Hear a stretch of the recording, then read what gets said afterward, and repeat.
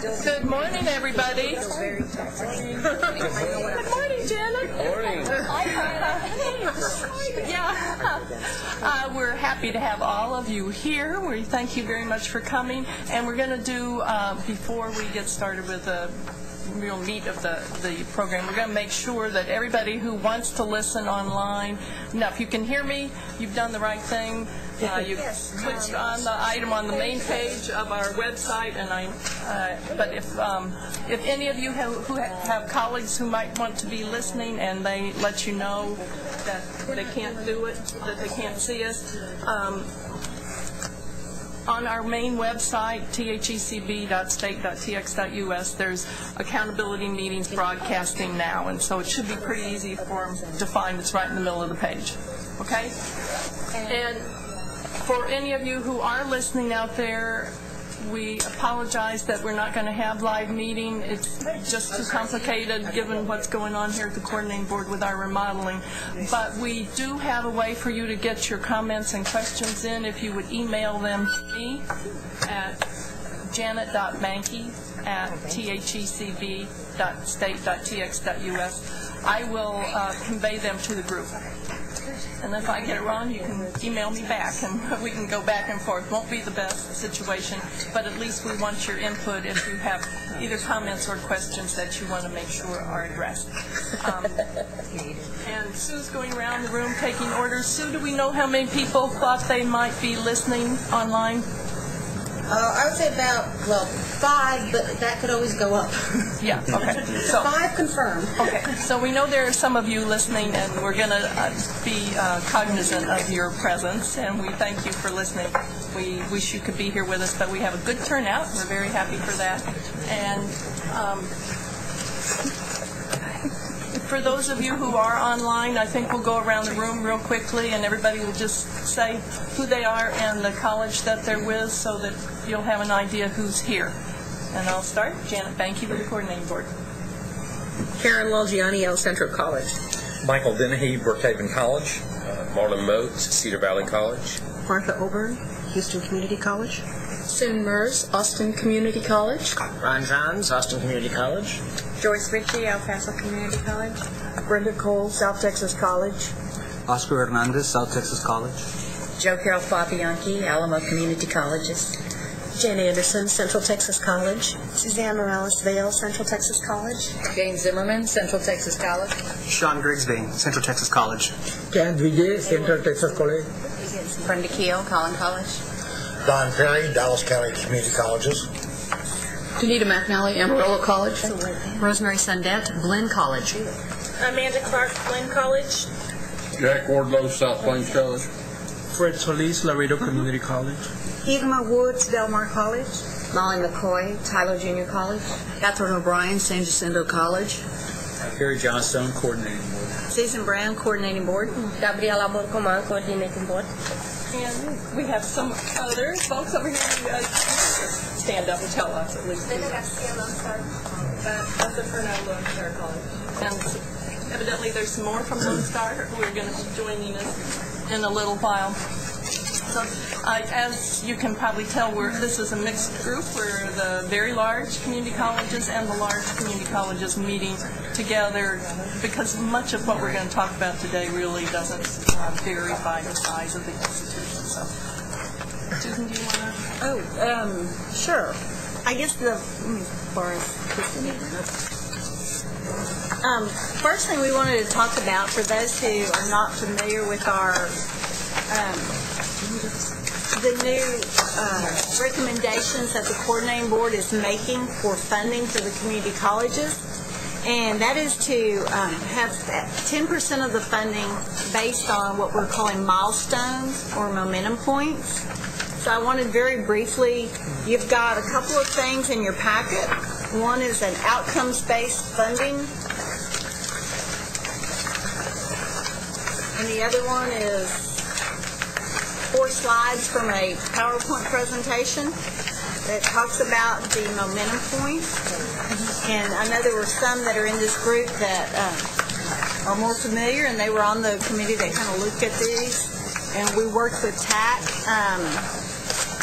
This outcomes-based this first document that I held up kind of talks about some of the reasons that we want to go. The coordinating board is recommending an outcomes-based funding and why we want to go there. It also talks about where we have consensus with TAC, with the President's Association, and what we're calling additional areas for additional discussion. So those are some of the areas where we have not quite reached agreement yet. So I want to go a little bit over the basics. Many of y'all probably have heard about what they're doing in Washington State, where part of their funding is based on the momentum points. The momentum point, we are using actually very similar momentum points. They might be slightly different in places. Basically, each student can receive up to 10 momentum points depending on when they come into the pipeline. 1 point each for developmental ed reading, but English, reading and writing combined, and 1 for math. And then it's for the first college level English and first college level math. And then when the student completes 15 hours, 30 hours, earns a degree or a certificate or transfers to a university. And the degree, certificate, and transferring to a university actually receive 2 points each. So that's kind of the points that the way we're basing it. The second slide, actually I guess it's the third slide over here, actually has an example of just a student that comes in, needs developmental math, so they get them through developmental math. That student earns 1 point. Then they get their college level math and college level English, and they get 2 more points. Completed 15 hours, completed 30 hours, and then earns an associate degree. So then that's 2 points for that and 2 points for the associate degree. Now, obviously, not all those points will be earned in 1 year, or highly unlikely that all those points would be earned in 1 year. But whenever the student earns those points, that's when the institution would get the points. The first part is the coordinating board's recommendation as far as funding is actually to fund growth. And it was between last base year and this base year, including the fall data, it was 17.6% growth in contact hours. So that is something that we're watching. That doesn't include the spring numbers. A letter is going out to all your institutions saying we have to have your spring numbers in and error-free by March 1st. So we're telling everybody, we're telling the presidents, we're telling reporting officials, we're telling everybody March 1st in order for the growth that you have to count. We had 4 institutions that did not get their fall data in and get it error-free. It doesn't even have to be certified, but the fields that we need to report to the LBB have to be error-free by the deadline, so we used last fall's, because we can't just make up the numbers. So for the spring, we need everybody's numbers to be in by February 25th. February 21st, because our stuff, we have to compile all the data. Well, that's what, March 1st is when we have to have it to the LBB. Oh, okay. So when do we need to? February 21st. February 21st is going to be a very important deadline if you want all of your growth to be counted, your contact hour growth to be counted in the bill for the legislature, because we have to get that stuff to them. So we had to send over, today is the deadline to get the stuff for November over, and that's what's going to be in the base bill. So we're trying, and the coordinating board is working on getting the growth, and we estimated it at 19% between the 2 base years. It's an estimate.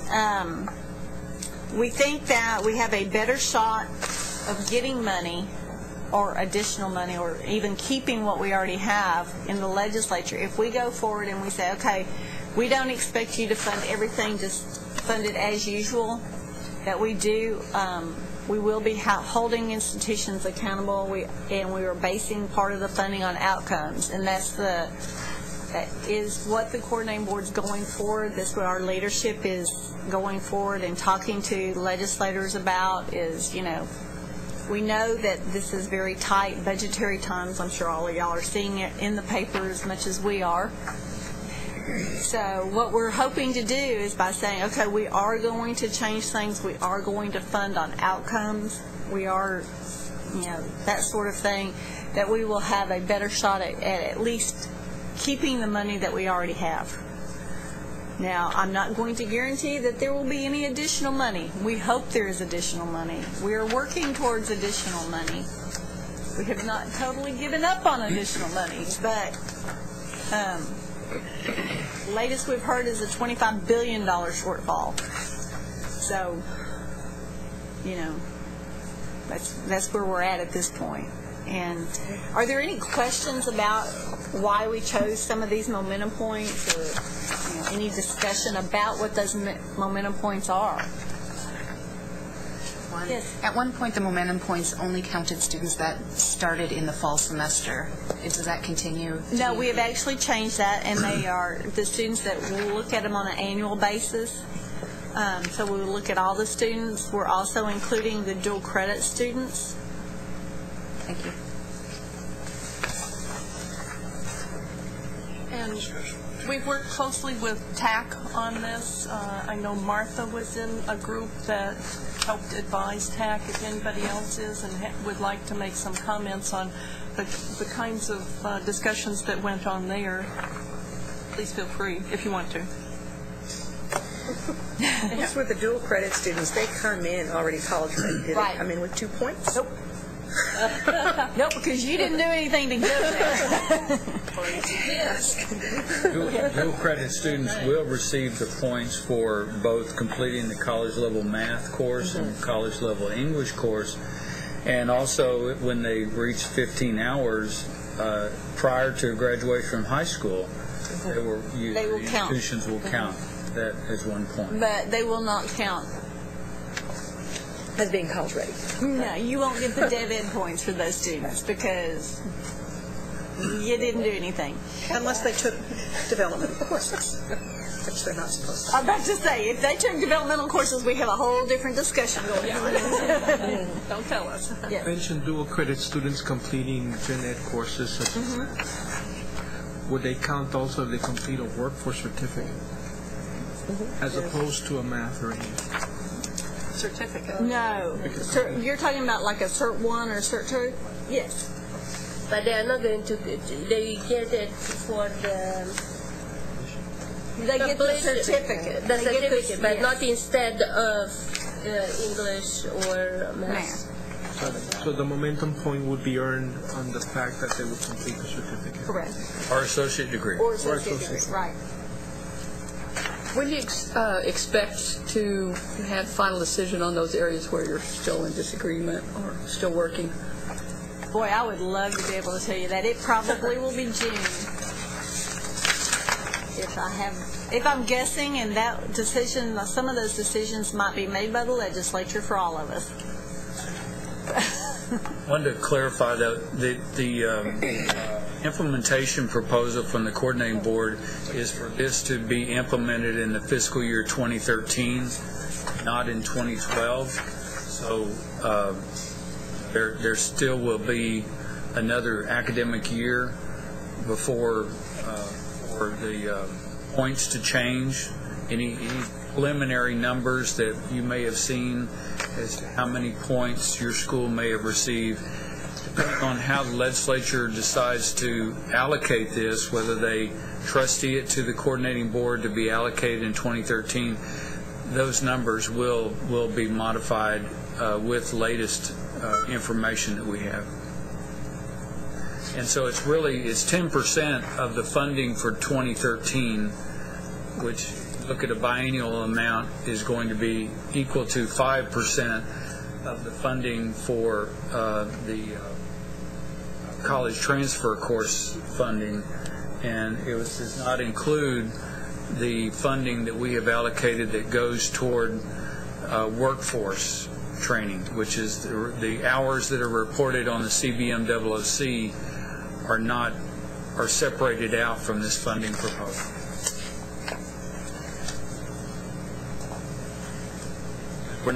We're at most of the points except for the certificate are looking at transfer courses, academic transfer courses.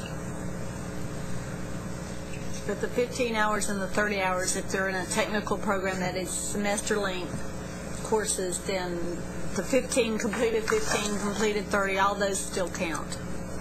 But the CE, because it's you don't have any of that, so we're pulling out that money because the points can't be earned there, and so we don't think it's fair to include that part of the funding.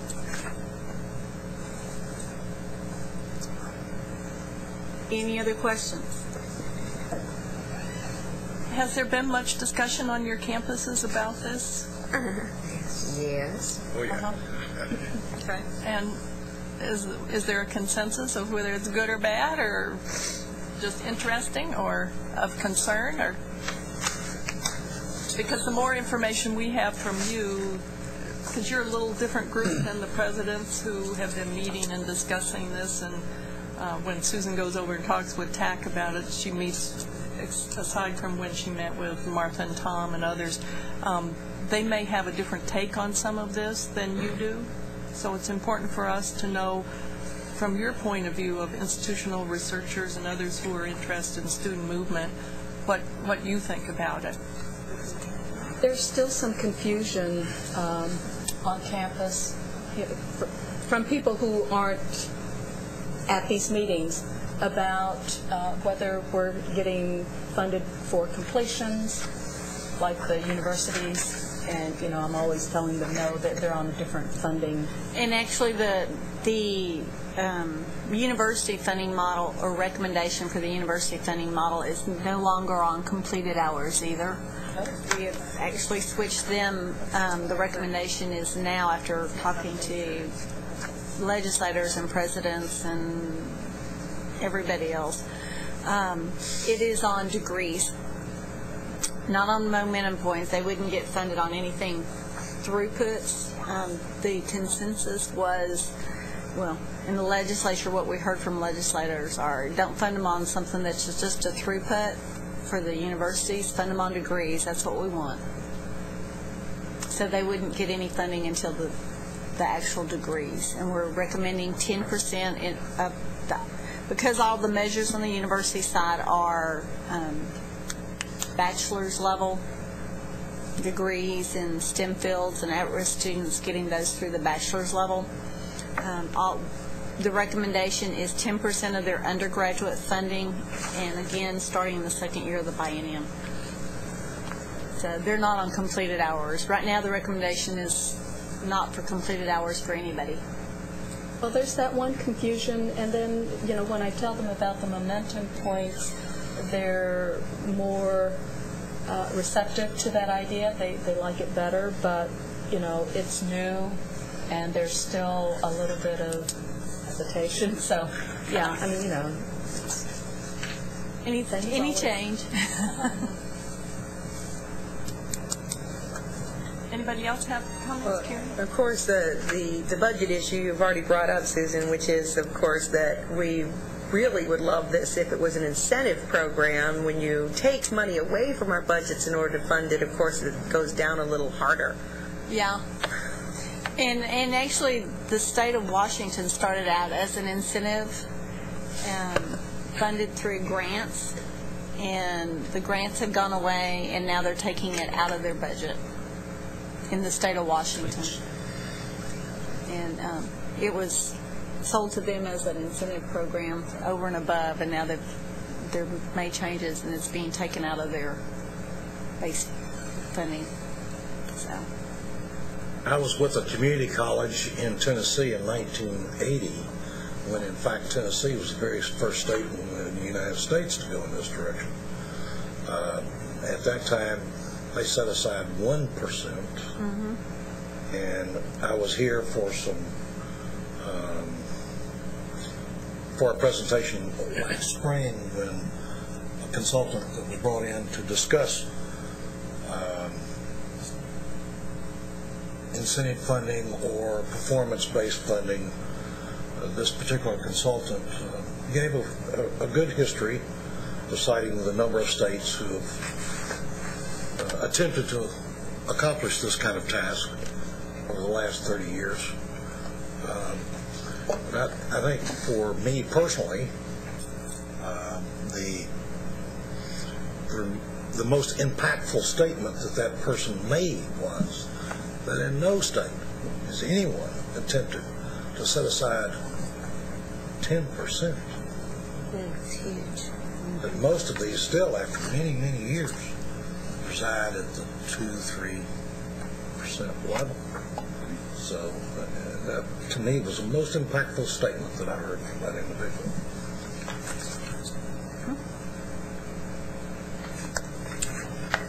I have a question about how the 10% is going to be allocated. Now, is it an up or down, yes, no, you met the threshold and so therefore you get the funding or you don't, or is there a sliding scale? And if so, what are the thresholds? Okay, that is all yet to be determined sort of thing. The President's Association would like for a separate pot of money to be set aside for each institution. Others want it to be, okay, you add up everybody's momentum points and you get your allocated, depending on how many points you earn, you get that percent of the 10% set aside, or whatever amount of money is set aside. So that's one of those areas of further discussion. Well, I guess my curiosity is at where is that, the number of momentum points, I mean, where is that going to be setting it? Well, it's similar to what you have now when you have enrollment, because there's a pot of money set aside and each one of you generates contact hours at a certain rate. And so we take your contact hours for the whole state and allocate a pot of money.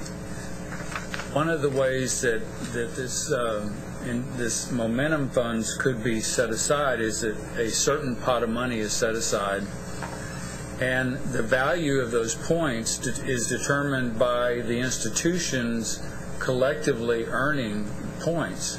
So a point could be worth $100 or it could be worth $1,000, depending on statewide the number of points that are generated or earned by the students at the community colleges. So that is one way of allocating, which is similar to the way we're allocating the incentive funds for the universities currently. We count up their degrees, and if they have 1,000 degrees and there's $1,000, each degree is worth $1. If there's more money, the value of the degree goes up. The other way that has been discussed is that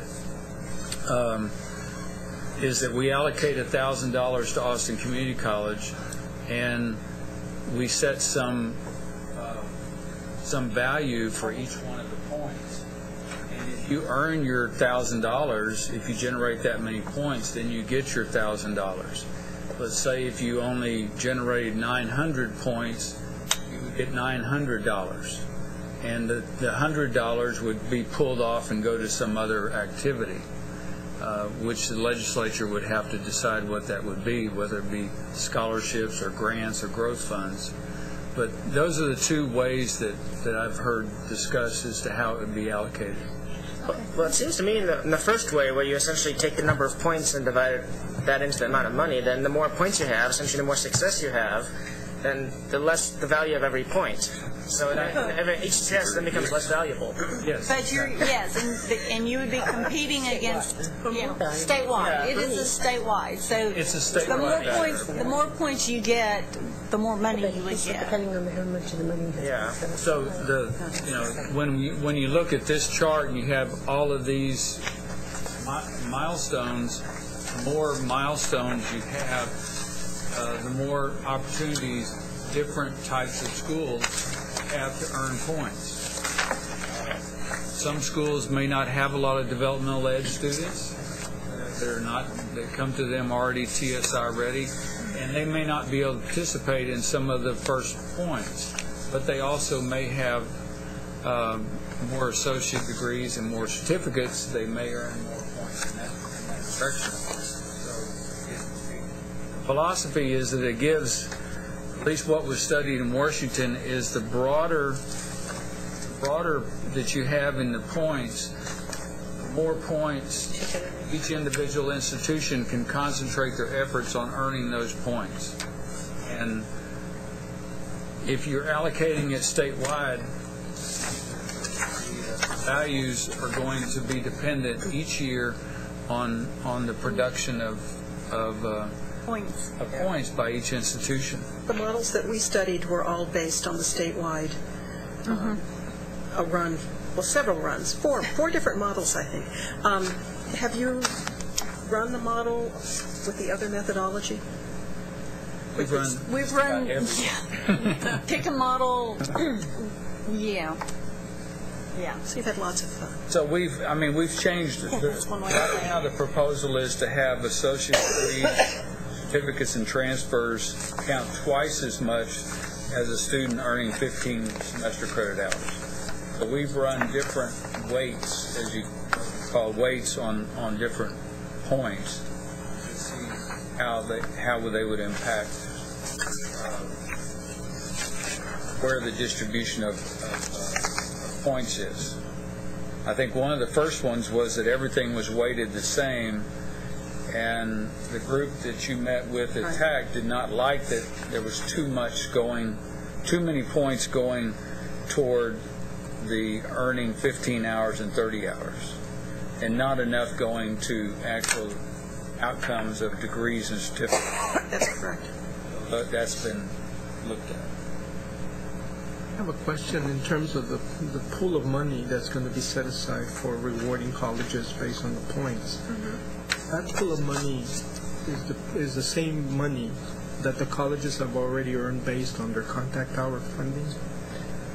So if the college already earned it, you're pulling 10% from that earned amount and asking the colleges earn it again through the momentum points.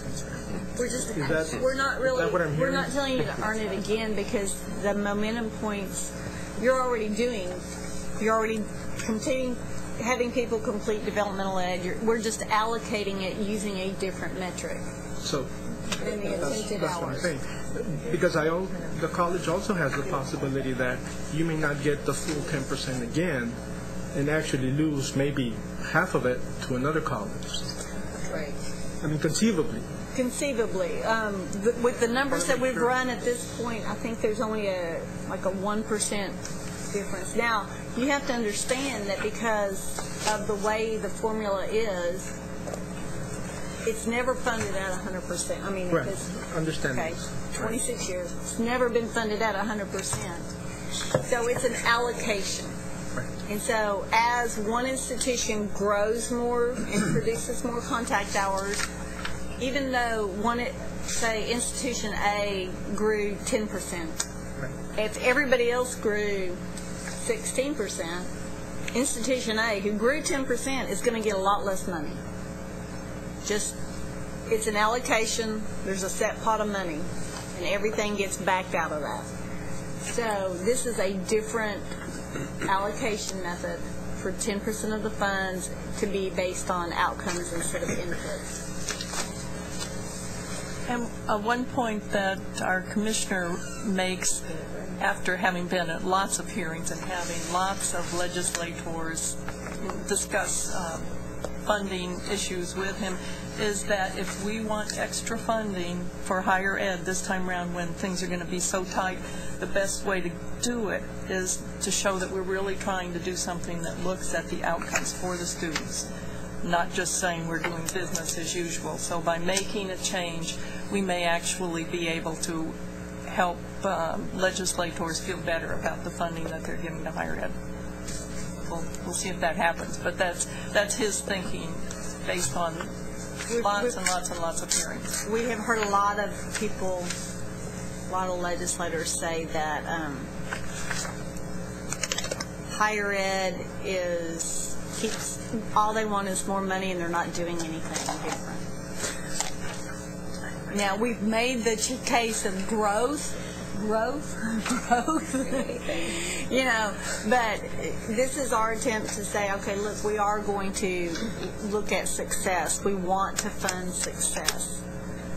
So, we'll see.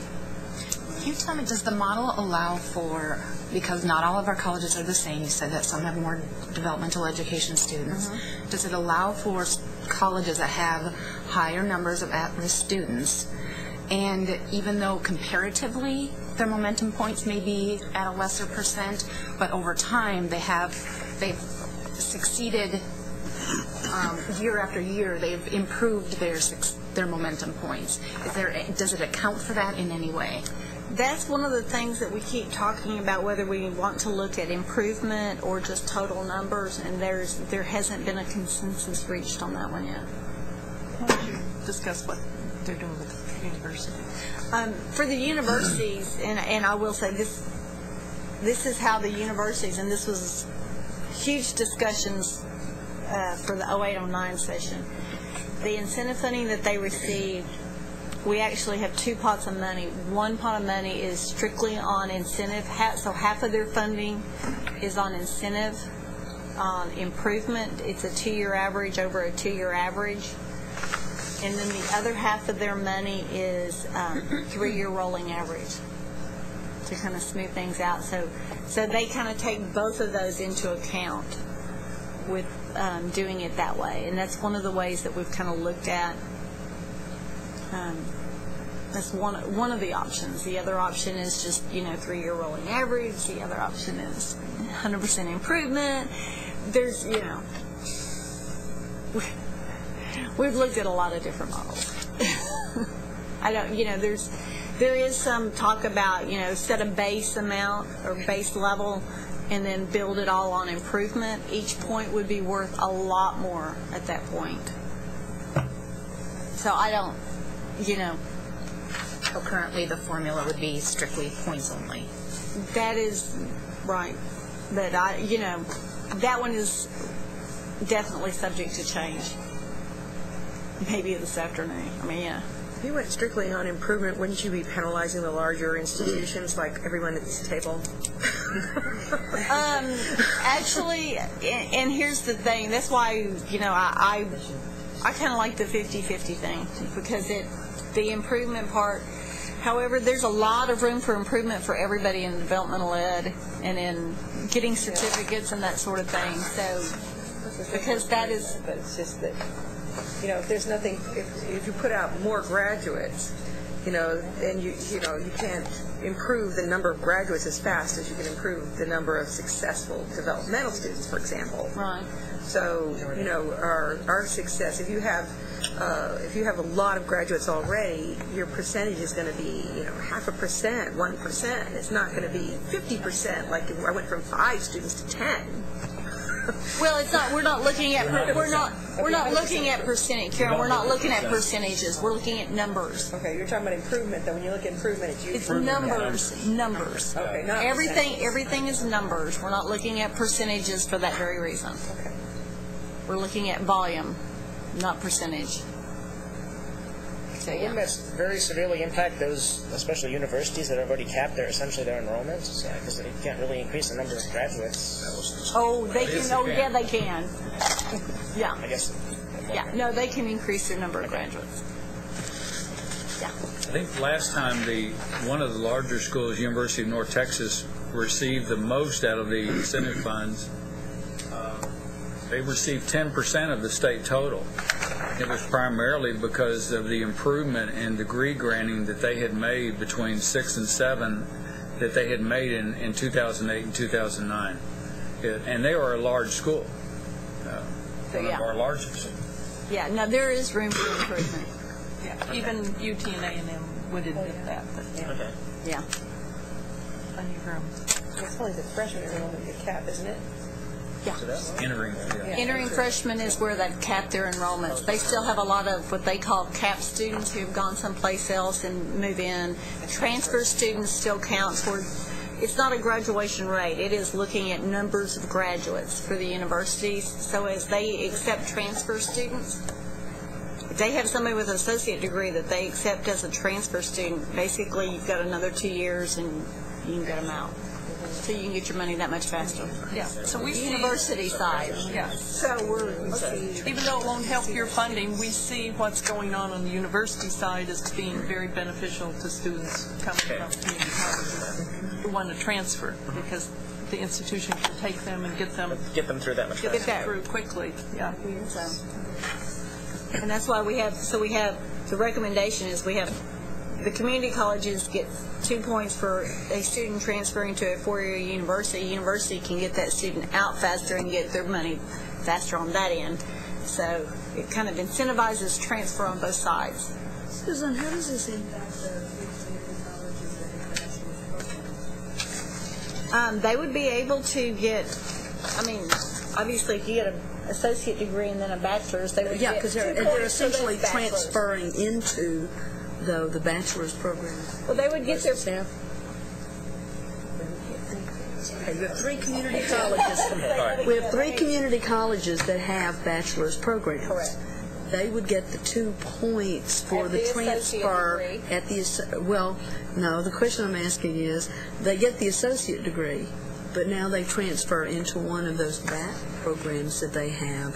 They won't get the transfer. They won't get the transfer. They won't get the bachelor's degree. Will they get the bachelor's degree the same as the university would get? They're still in the community college funding model, so they would get 2 points for a bachelor's degree, but they would not get. They're not going to get part of that. Okay, so in their case, an associate's degree is 2 points, and a bachelor's degree would earn them points as well. So, yeah, we will let them get credit for those bachelor's degrees, but they wouldn't. They don't participate because by statute they can't participate in any other thing. Right, right. So the incentive funding on the other side. I have one question just to clarify. This is each year, whatever points a student, momentum point a student attain or reaches. Is there any time constraint from when the student started? So it's just, okay. It counts. Counts every year. Counts. All right. And how do you determine the transfers? Are you going to have any different way of capturing, between institutions? We know all your students and we know all their students. Only if they're state. In-state, public or independent. As long as they stay in-state. We don't know. Arkansas. Right. Yeah, we lose them if they go out of state. So there's no discussion about the national student tracker. There you go. It only costs us $200,000 a year. And we put in a special item to request that. Now, if we get that, I will be extremely surprised, and we'll be glad to use it at that point. However, what if we tell you where they transfer? Because we have national student tracker on CD 116. We'd have to be able to get it for everybody, and that's the problem. CD 116 is for everybody. Yeah, but not everybody But it has a isn't. clearinghouse. Not every We can't do something that we But you can. can call people and get their transfer information on CD 116. We just have the advantage of we also have a tracker. But it's a statewide process that's counted as completers and graduate and transfers. I'm losing 10% of my transfers to Eastern New Mexico State University, and I prove to you, I get a Social Security list from them showing you they transferred. You going to give us credit for that? That's the same thing I'm asking. Yeah. You going to give us points for those transfers? Proven, documented? That's something we need to talk about. Okay. If we could get a consistent, and here's part of the problem. Somebody's going to say, okay, we're losing all our students to Oklahoma. OU. They do not participate in the National Student Clearinghouse at all. Really? It's just not fair. Then what do you do? They need to be encouraged. I think they've been encouraged and said no. Make a contribution to their football program with many zeros behind it. Haven't we been making some contributions this year by being very bad? And even in the state, if you don't have security numbers that are valid. Yeah. If you don't report, yeah. If you don't report valid SSNs, we have no way of tracking those students. First name, last name, date of birth. Huh? First name, We do last name, date some of birth. secondary matching, but that's You may lose not number one, it's very time consuming. Number two, it's not, you would be amazed at the number of same first name, last name. Now date of birth adds a little bit, but we have a lot of, we get some date of birth with the year of 0. Number one, we're not really believing that. So, you know, accuracy of data is extremely important in this. But yeah, we have a lot of same first name, last name issues. And then you're down to trusting one field, which is, we don't usually like to do that, shall we say, when we do our secondary matching. And that's, you know, just one of those things we just don't really like to do. We've done it both, like tried to do some comparisons. How good of a match will we get with first name, last name, date of birth, because of our security folks who really don't like us using SSNs at all. And between us and the University of Texas Pan American, we've been able to get like 90% matches, higher than 90, like 90 to 94% matches, just using first name, last name, date of birth. But we are talking about the whole state here. Right, it would be a size here. Yeah. We get students, and we do get some of that, and we do that on the high school to college stuff. We do secondary matching, looking at first name, last name. That's one of the reasons we ask for the high school code. That's another area, another thing that we use. First name, last name, date of birth, high school code. We check not only our information, but we also... You know, there can be a conflict because for CBM 116 you accept whatever good faith disclosure made, and for that, you know, even when it comes to Perkins funding, those CBM 116 numbers are counted. And not really. At least you... They're counted in the... They are included in the performance indicators. They are for funding. Everybody who is enrolled is counted. It doesn't matter the social security number. It matters that student X took courses from your institution. So you don't match it with anybody. But what we do with the CB 116, that's the federal report. So that may be affected. But you see, the impact of that is you deactivate programs based on CBM 116 data.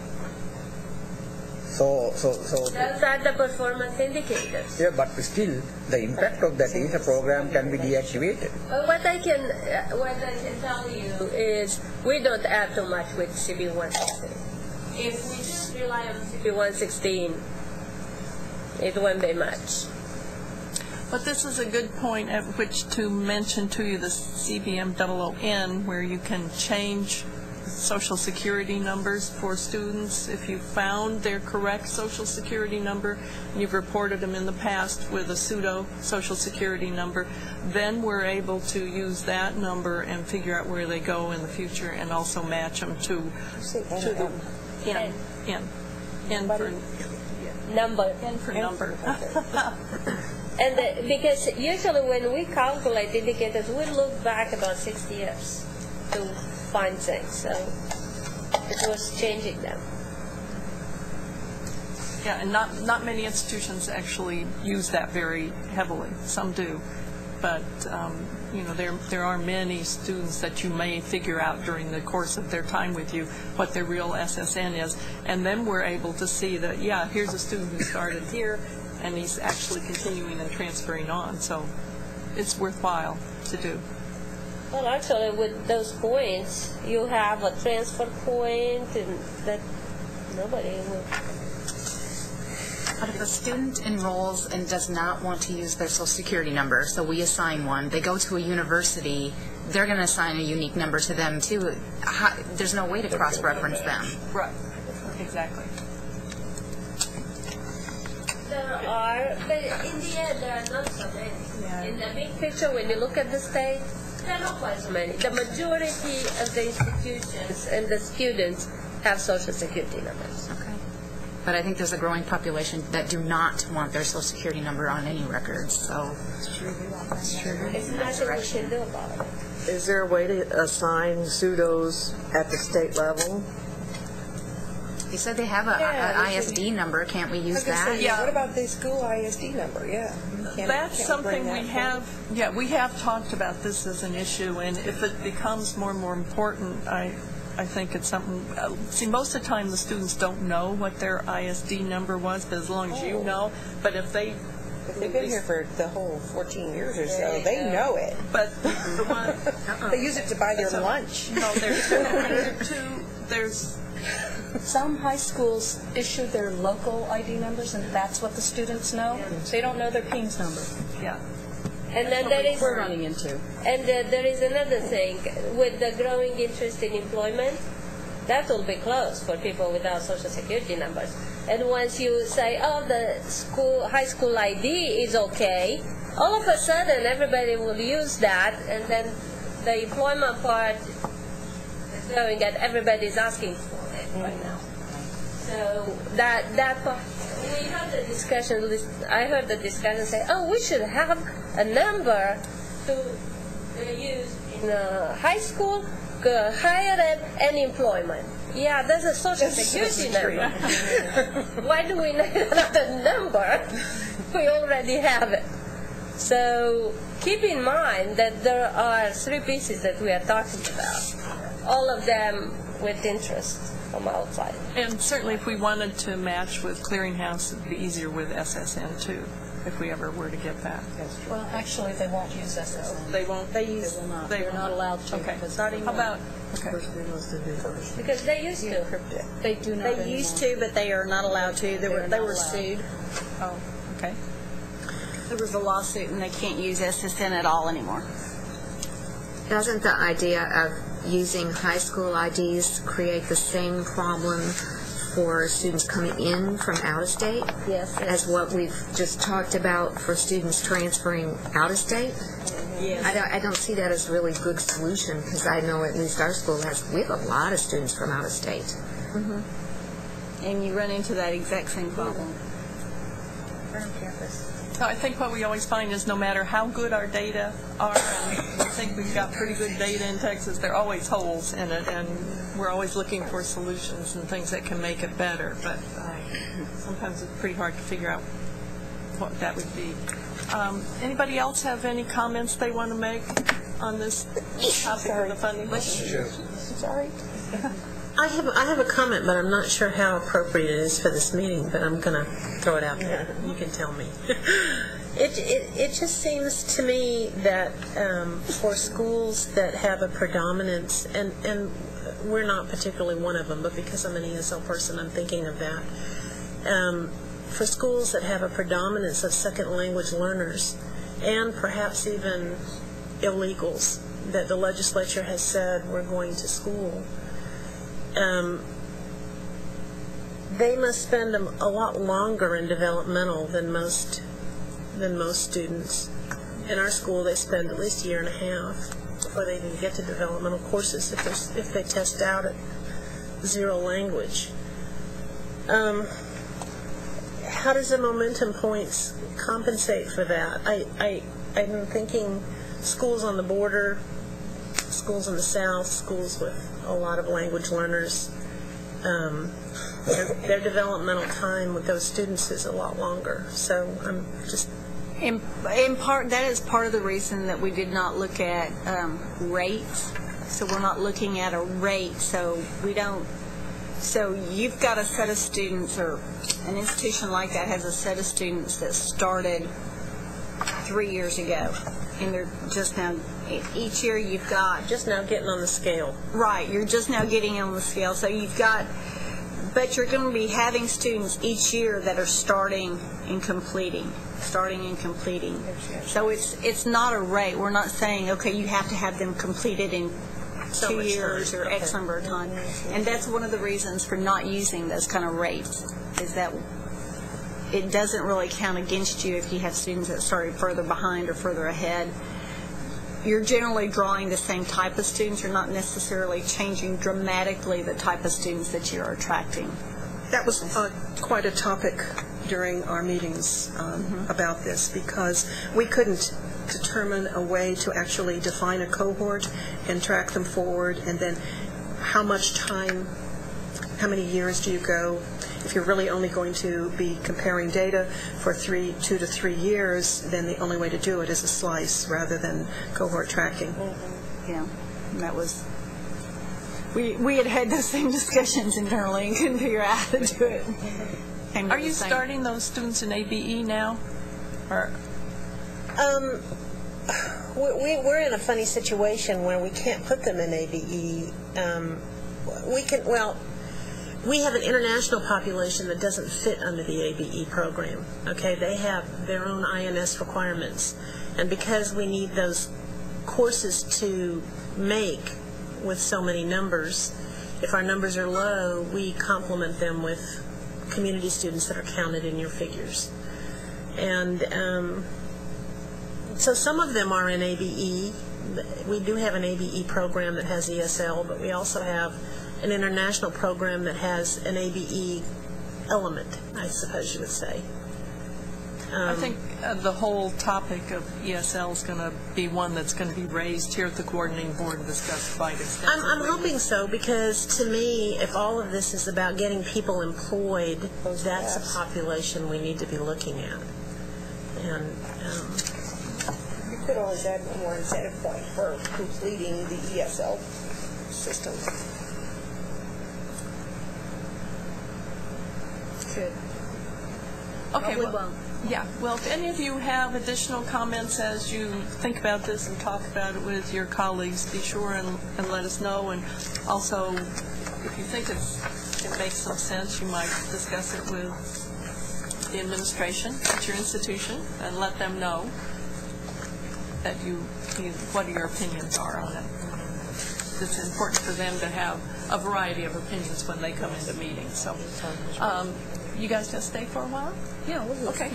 Okay, so now we're going to go on to our next item on the meeting's agenda, which is about the accountability system and the changes in the measures from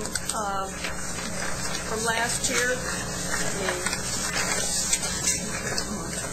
You should have a handout that says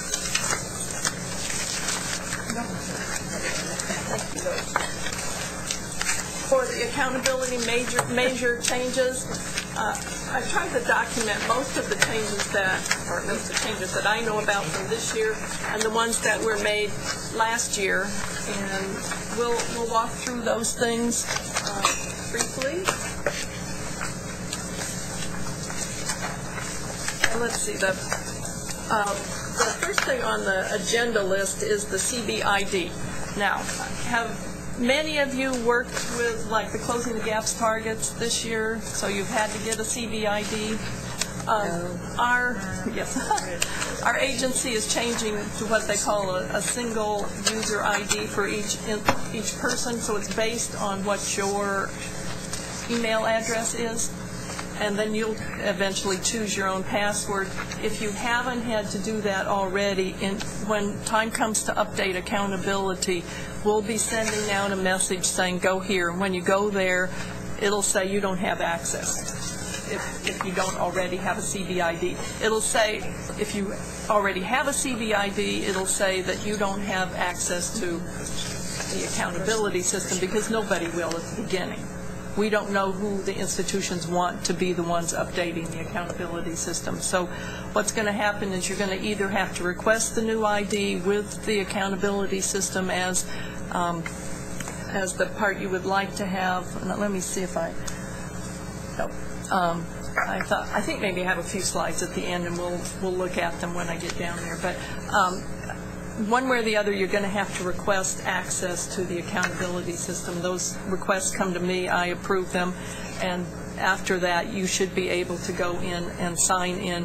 But you can't do it until you get the email response back saying that you've been accepted as part of the accountability system update process. So it's a little bit more trouble on the front end, but after you sign in this once, you should always have access to it in the future.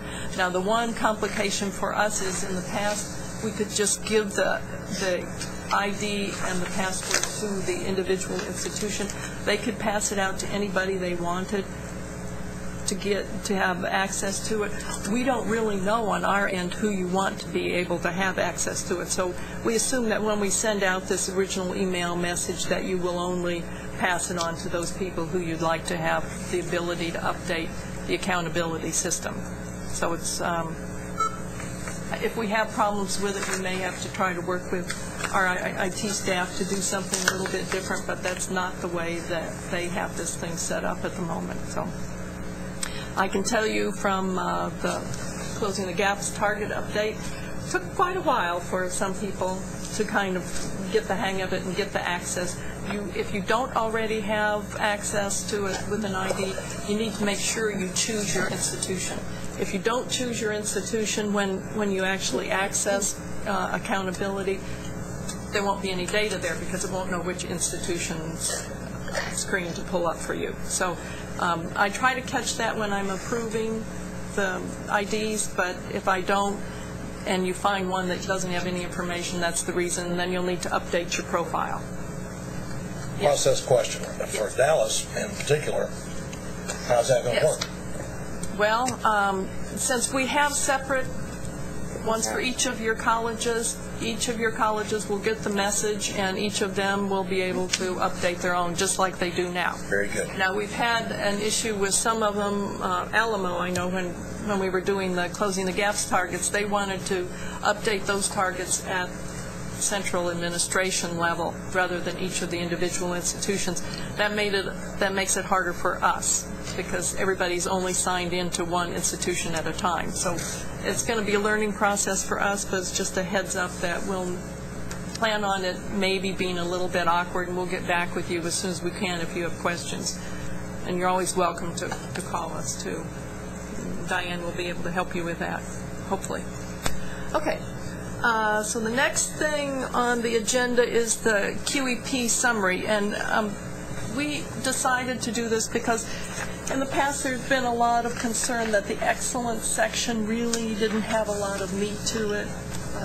We wanted to be able to have something in there that would show what you're really doing, especially about things like learning outcomes. And so we're just adding a section. It's just going to be a small box. If any of you have gone to the URRS box, it's going to function in the same way. You'll just go in, summarize very briefly what your QEP is about, and put a link there to the QEP. So it'll be a way of making it easier for other people to access information on your QEP and for us to know what you're actually working on. I know we've discussed it at many meetings, but sometimes my notes kind of get jumbled, and so it'll be good for us to have that information too. Shouldn't be too hard for you to complete. And then we found in the past too, we get many on the next one, 2 excellent program listings. We get many, many, many things listed from institutions that, oh, these are all excellent, and we get sometimes pages and pages of them. Mm-hmm. Well, it's hard for us to really pull out what's really excellent out of that whole list. So we're going to be asking you to identify 2 things that you think are really important. I have 2 questions about the QEP. One, are you talking about the SACS QEP? Yes. And is there a reason why you're calling it a quality improvement program instead of the quality enhancement plan? Because that may be confusing to people. Yeah, I'll fix that on that list. And secondly, we're in the situation that we just finished a QEP and we don't have a new one in place yet. And what do you want? Yeah, we want your prior QEP, the one that's. So for the next 3 years, we just write the same thing? Well, because we'll be in the process of creating a new one? If you, at some point, if you want to transition to what you think your new one's going to be, once that becomes a little clearer, so that you can give some information that would be new to people. But in those years, we can leave it blank, or are you expecting No, don't leave it blank. Either keep what you have now, or as that decision on what you're going to do becomes firmer, then you could put that in. But I think we're mostly interested in your existing QEP at the moment. So you can have a link to results. Okay, but for the next probably 3 years, it's not going to have anything That's new. fine. We know this won't be changing all the time. Okay.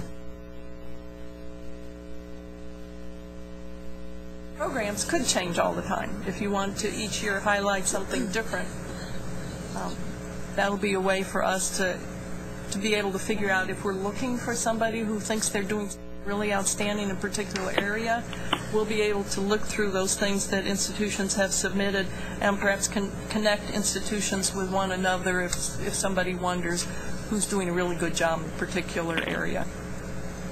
Janet, some of us are in the process of, for the first time, of determining a QEP topic. We were went through SACS during the old criteria. So we have no QEP. We're deciding a topic. Just put that down. Okay. And if you have an idea where you're leaning, I think that would be interesting for us. But anybody who hasn't, and there won't be any institutes. When's your SACS? They're going to come visit us in fall 2012. So pretty shortly we won't have any institutions who are in that circumstance. But if you are in the meanwhile, just give us your thinking at the moment. How much room is available? Very short. 1,000 characters. 1,000 characters? Yeah, something very, very small. So it's just going to be what the topic is, and then the link, really. The link will be the important part. Janice, you might consider putting a year on that one. Okay. Year box, okay. What year was this approved? Okay. And I'm not sure that a lot of institutions would want to be putting something out there that had not been approved by SACS. Okay. Well, that would be fine, too, if you want to just say SACS hasn't approved it yet. I'm not sure you'd want it out there unless it had been approved by SACS. Right. So. And Janet, when you say a link, do you want a link to the plan? Because we didn't have a special QEP website with data or anything. What do you mean by a link? What do you want us to do? Some way for people who are interested in your topic to get extra information. So it could be to the plan. Do you have your actual plan out there on the web somewhere? Yes. And link to your plan and be fine. And results from your plan, you haven't put those out, and you don't intend to? Or even though you're near the end of it? We've never put them on a public website now. Okay. We assume that some institutions will want to do that, to let everybody know what happened with their QEPs. And they'll have one link. Well, I mean, it's just a box, so you can put a couple of links in there in the box. You wouldn't only have to put the one.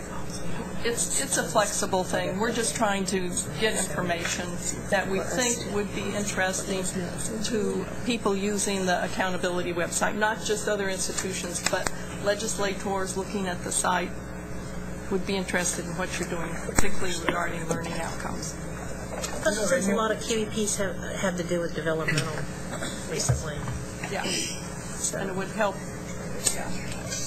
When you say that QEP is approved, in some situations it's neither approved nor disapproved, because they would say, okay, revise or submit some improvement or something like that. So, like what Martha said, if you say approval date, then that can create a problem for some people. Well, I'll stick that. You can ask a status, SAC status or something like that.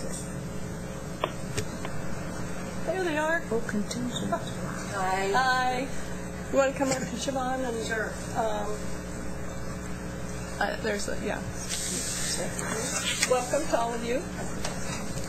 Contingent from Lone Star. And Sue, if you're around? Is she? Okay. I'll email her. Are you guys going to want lunch? Probably too late, actually. Yeah, we'll take care of that. Okay. Okay. Okay.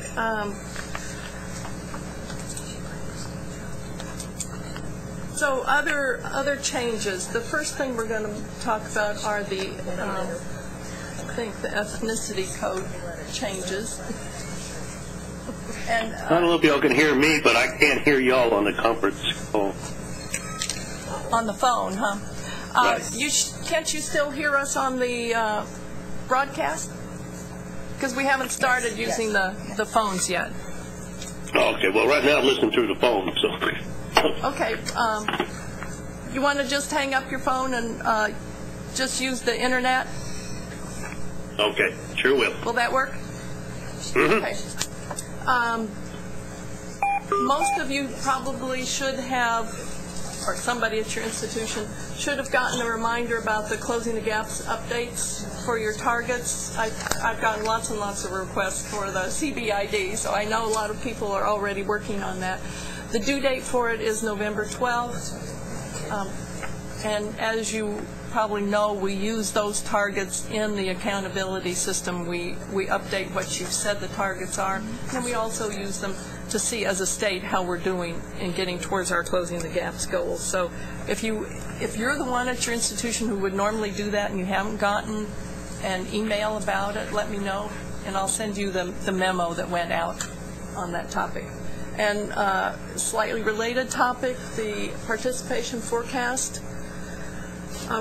We've sent it out to the institutions, and if you're familiar with the participation forecast, it's not similar really to Closing the Gaps. It's to tell you what your institution's enrollments would be if you continue to pull only the same types of students from the same counties in your state. And by types, I mean ethnicity, gender, age, that kind of thing. So we match your current enrollments with what the population projections are for the state, and we use the Texas State Data Center's 00 to 07 scenario for migration.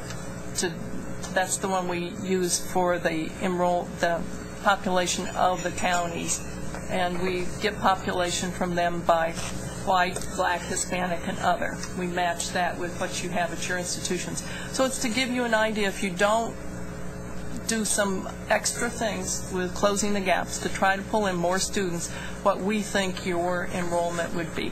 And yes, it's meant to be a conservative number, and so we just want a statement from you if you think that it doesn't make sense with those caveats about the purpose of the forecast. Yes. Janet, do you think it might be possible in the future for us to have a master calendar of dates? Yeah, that would be a great idea. Especially online, that we could go check. Yeah. Because it seems to be more and more reporting things that are going on, and we don't want to miss. Well, yeah. And we can plan for several things we used to do this spring have been due this fall. Right. I'm sure you're getting ready for the legislature. Yes, and that, I mean, that's certainly a point that everything happens in this every other year cycle, but we could do something like that, and would be still helpful. send reminders. But yeah, it would be even helpful for us. I try to keep it there. And the hardest one for us is the LBB performance measures. From one year to the next, it seems like the timing of that is really hard for us to figure out, so we can run our data ahead of time, so it'll be out there for you to use if you want to for that one. So the CDC 116 seems to change too. It used to be spring, now it's fall. Yeah, it will be fall, because if it's spring, we cannot use it for December reporting. So if we do it again in spring, it will never report it like November. So that's one. It seemed like they were all due in November. Yeah. Well, and the same for licensure, it's to be used for the federal reporting in December. Yeah, I understand why you'd want it all in the fall, but it was like, this is the first year it all came due in the fall. Yeah. And it's like, oh, this is due in November, and this is due in November, and this is due in November, and this is due in November. Yeah. For us, it's hard too. There are so many reporting deadlines that are in, January 1st for us, and really we've got to get them up and running. Jenna, I was just curious. I was wondering when we can expect some new data, like census numbers for projections. I was kind of surprised it was still the old one, but I know you're relying on Texas State Data Center, but... Yeah, and Texas State Data Center says that in 2012 they hope to be getting the first results from the 2010 census. That's what they told us. And we always contact them each time to ask which migration scenario we should use. And of course, just like everybody else, we have no idea, and they have no idea how accurate their numbers are at this point, because we're, really a long ways from the last census. So I think probably when they send out their first fairly solid projections, we'll probably look again at closing the gaps numbers. We'll look again at all the things we do that we run off of the population. Okay. So accountability, we anticipate it's going to be ready the week before or after Thanksgiving. Wish we could be a little more certain about that. The person who created our accountability system and was our main web person has left the agency and gone somewhere else. We're happy for him, but we're very sad for us because he understood it and knew how to make it work real quickly. It's a complicated system on our end, and so our IT staff's working very hard trying to get it ready. But we have no idea how that's going to be working. And so we anticipate this year that we'll probably have more challenges related to that than we have in the past. And we hope that those challenges mostly be on our side and not on your side too, but we never know. But yeah. We hope, of course, there won't be any challenges. It'll all work very, very smoothly. But we're adding a lot of new fields this year, especially on the university side, and that's always difficult for them to figure out how to build those into the tables that we have that are being fed. If we want to put it out there in that time, we really would like to have some data, and for community colleges, often, especially every other year, we usually try to update you in January or February. That gets us out of trying to update every one of the institutional types at the same time. But really, with the session coming, we're going to have to try to put you on the same cycle as everybody else. And that means really by the first week in January, we need to have it out there, which means running data will depend on certifications from your institutions. Susan already made the pitch. We need certified data on time. We always say we'll run. If we don't have your data, we'll say NA for you, but it really means that at some point when you do certify, we have to run the whole thing over again for everybody. And sometimes if it's a measure where it might be students transferring on or there's some connection between one institution and the next, it means every institution's numbers may change. And that's, then we get a million comments about, well, why did our number change? So we really try to wait as long as possible and make sure everybody's actually certified before we run some of our data. And for us, it's a period of time in which for at least 3 or 4 weeks, most of the planning and accountability staff and our EDC staff are running data day in and day out to post out there. So things will become available as we have time to run those. And there will be a few things out there at the very beginning, but not a lot. So it really requires you to be aware of it and checking in all the time. We apologize, but that's just the way it is. We can't have it any other way and have it due when it is and have your reporting to us due in October, November. So it's a rough period for everybody, and we know you guys would like to be taking vacations. We don't get that luxury so much, but we know some people at institutions get a chance to take off some during the holidays. So okay. Again, the pitch for timely submission. Okay, and this is about the CBID. That's what it looked like. For those of you who don't have a CBID yet, with the Closing the Gaps institutional targets, you're not authorized and you have to request access. This would be a page that somebody who already had access would see where it would say request access for another type of process. And when they update this list, this is the edit screen that you'll get accountability, since it looks like they're leaving everything, well, not necessarily in order, is it? But I bet accountability will be at the top of the list since it's important. So you'll go in and put a check mark beside that box in order to get access to accountability. And yeah, these are other screens that might be useful. Now we're going to move on to the new race and ethnicity codes. And this is important because this time, for the first time with the enrollment and your faculty, we're going to have new ways that we have to report race and ethnicity. On these slides, which I can send to you, but also on this sheet, you've got a list of what the new codes are and what the old codes are. For us, when we run it, the very first thing we're going to do is take out international students, and we'll set those aside. Then we'll run off the code that says, are you Hispanic or not? And if you say you're Hispanic, then we'll set those students aside, and those will match up with the ones who in the past reported themselves as being Hispanic. Then we'll look by racial groups. So if you're white, we'll match that with what was reported as white in prior years. Same for African American.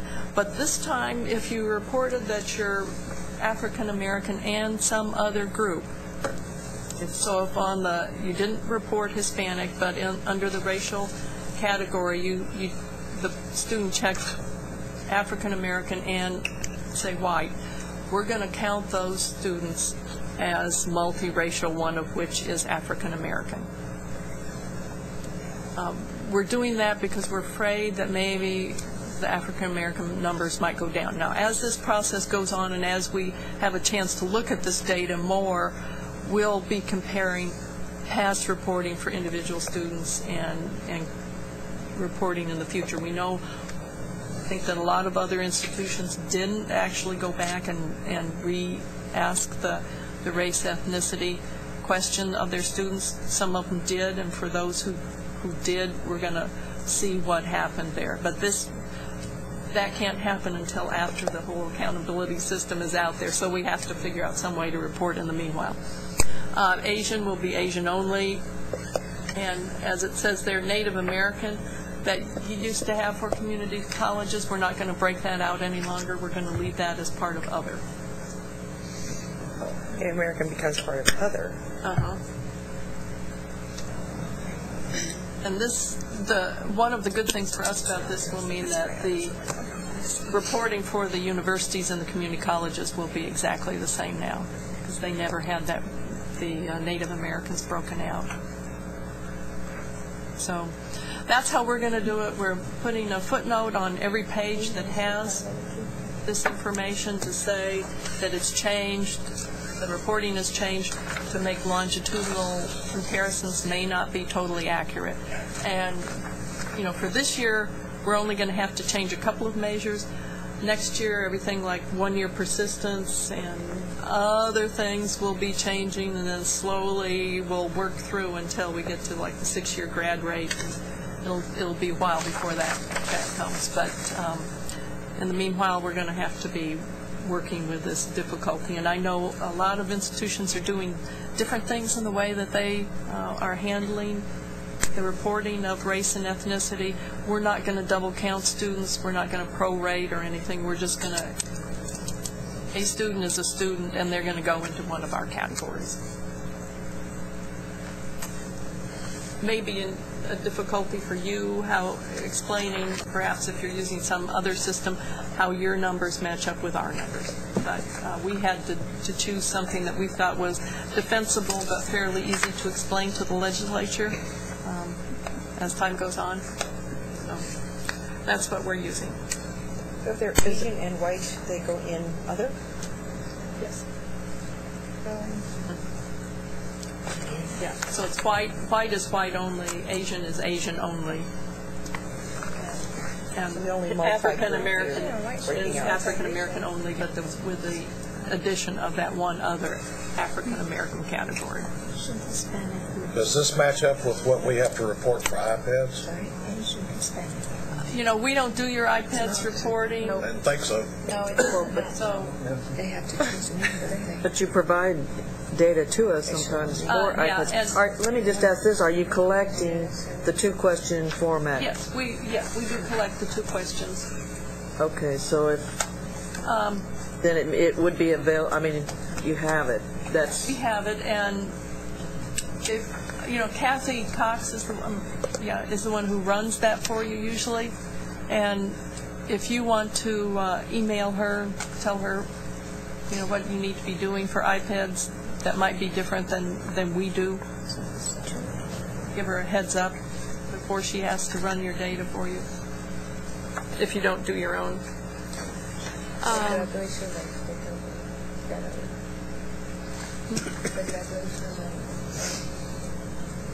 But that's what I'm thinking of, graduation rate, GRS survey. Yeah, but graduation rate, well, this won't be there for a while because we'll probably run it off of the ethnicity from the original cohort of the student, from the first time in college cohort of the student. So it'll be a while before this would have any effect on that.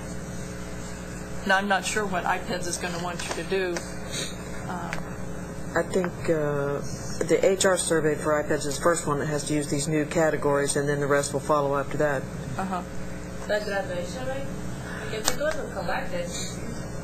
Yeah, I'm thinking it's not because, it won't be for 3 more years probably. Yeah.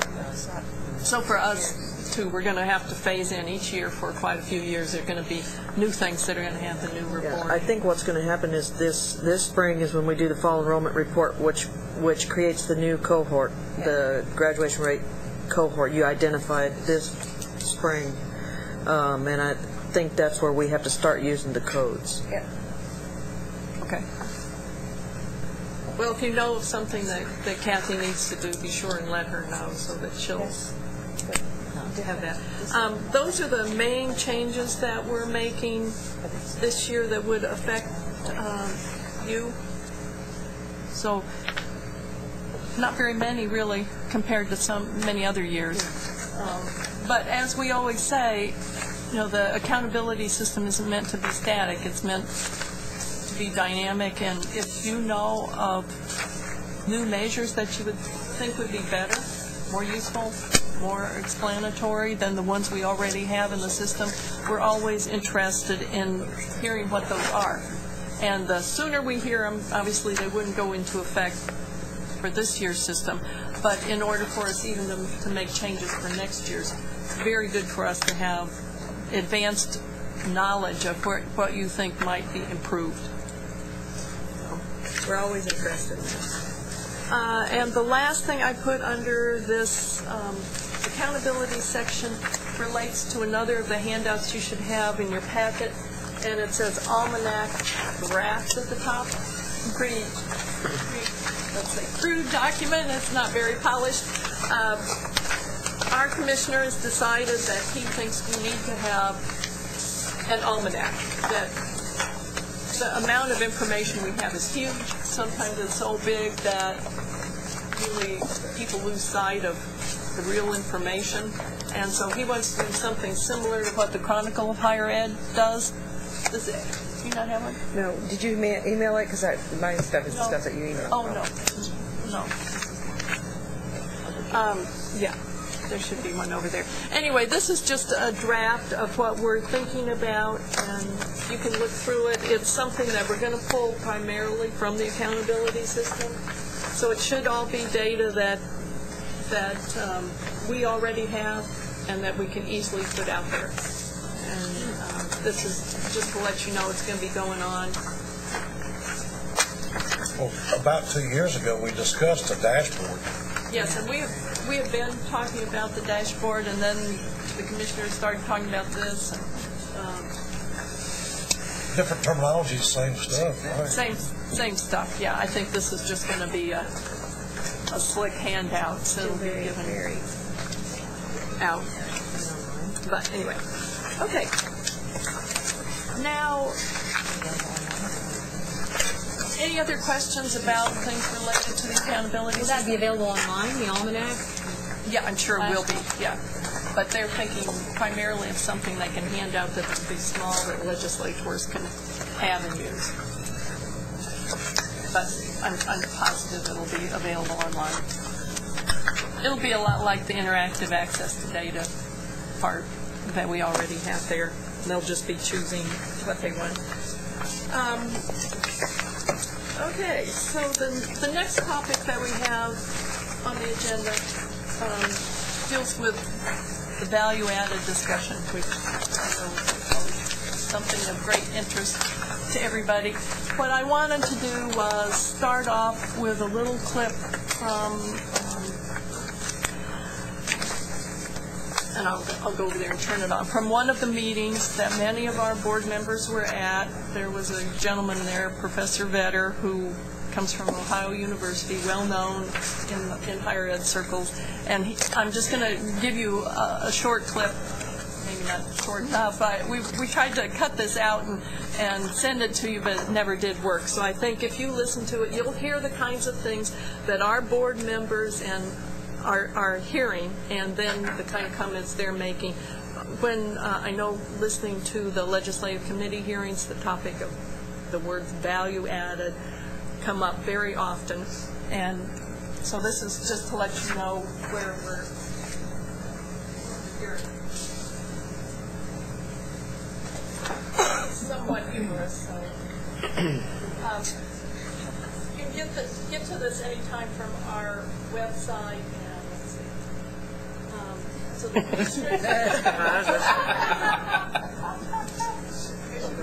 the commissioner's going to ask a question, I think.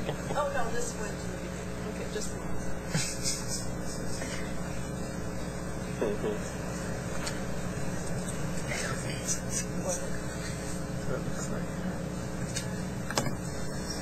It's been up so long, I didn't like it.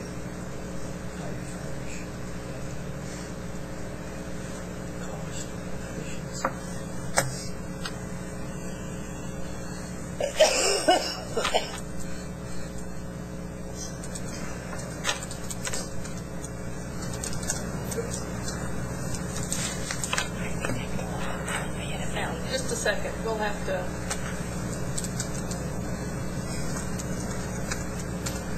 Okay, we don't have sound there. Let me see if I can get sound up here. Is the computer muted? I don't know. Would you like to sit in my office and watch it?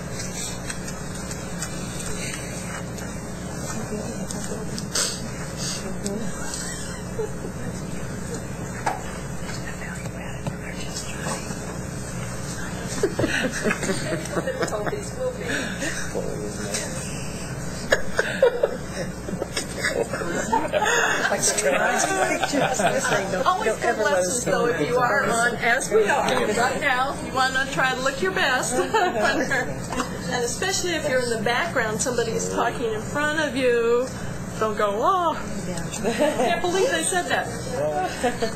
For once, they're actually learning something.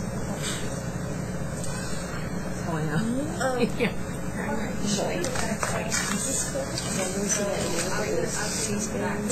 Yeah, the Senate on the, do you see all the people in the background? They're kind of listening in the front. But they don't say. Okay. It would be nice if you get to hear this. If you don't, suffice it to say that the topic of value added comes up regularly. We always hear, well, exactly what do they mean by that when they say it? I think what I always say is they could mean anything. You know, I don't think there's any one specific thing in their heads, but they do mean generally, I think, what are the students getting from their education. And if you'll recall,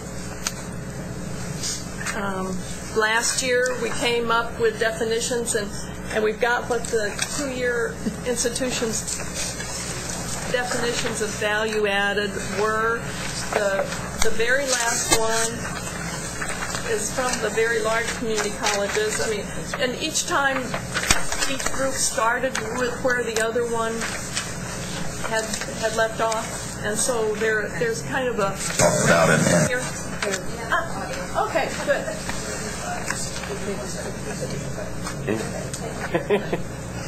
It's always best.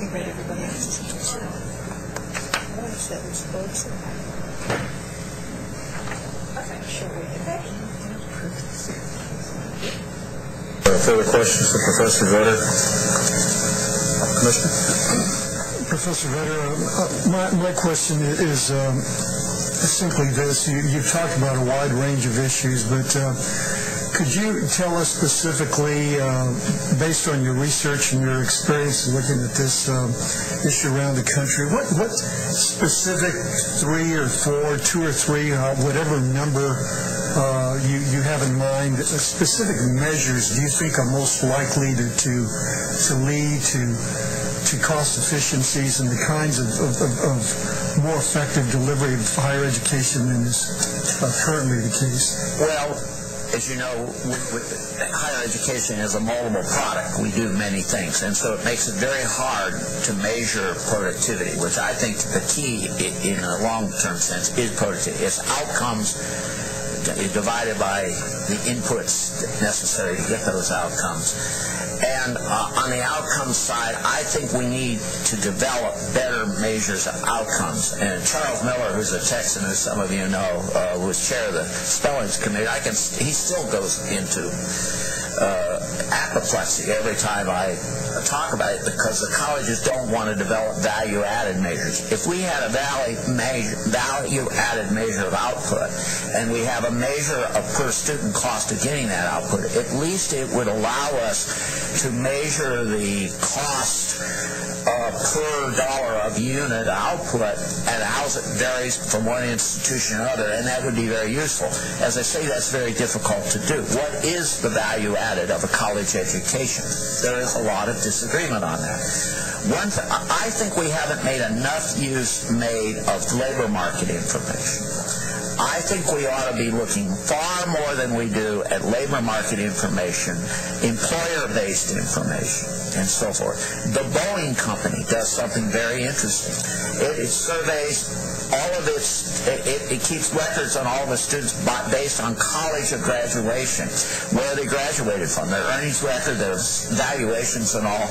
I've been bugging them to make that public and to work with the U.S. Chamber of Commerce or some other business group to get 100 other employers to do the same thing that are less science-based, maybe more, say, humanities-based companies, to get information of that kind.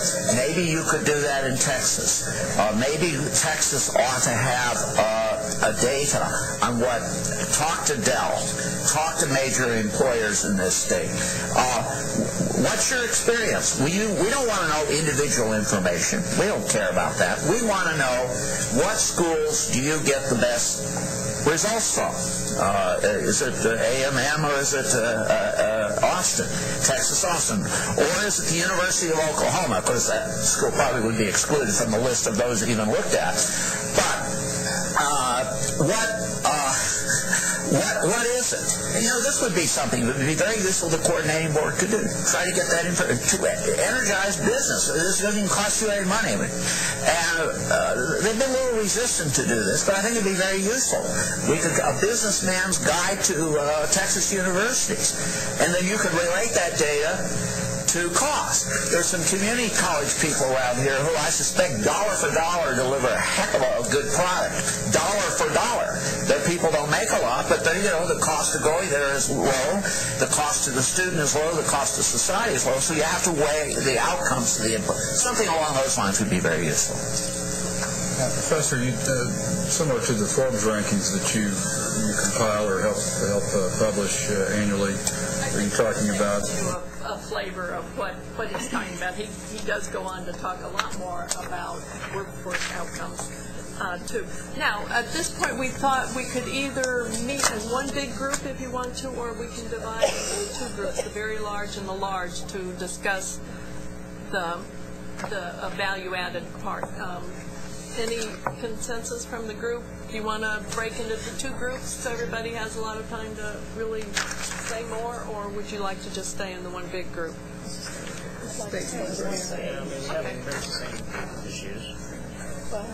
There's the same as the small. Okay, so if we're going to stay as one big group, that's good, because Gabriela says she has something she'd like to talk with you about. Last week I've been to Ray Marshall Center. They celebrated 40 years of existence. And there were a lot, I think all that event was about the connection between education and workforce. What is needed, how good the theories going about education and workforce are, and they presented different views. There were professors from all over the country, and I heard about the apprenticeship. There was a presentation about mid skills that are needed, about industries, that jobs, manufacturing, a whole presentation about manufacturing is coming back. And so it was very, very interesting. And I want to suggest, if you can go to their website, they said they will put all those presentations on their website. I don't know if they did it yet, but they were very interested. And for me, more interesting was the discussion, because they had panels, and there were 3 presenters, and after that they started arguing with each other because their views were different.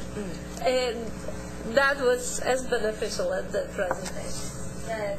You have a website to go. What's the website? I'll find it. I don't have it here. It's part of LBJ School of Public Affairs, but I think if you Google Ray Marshall Center, it will show up. But when we'll have the break. Very interesting. There were a lot of employers there, but not so many education people, unfortunately.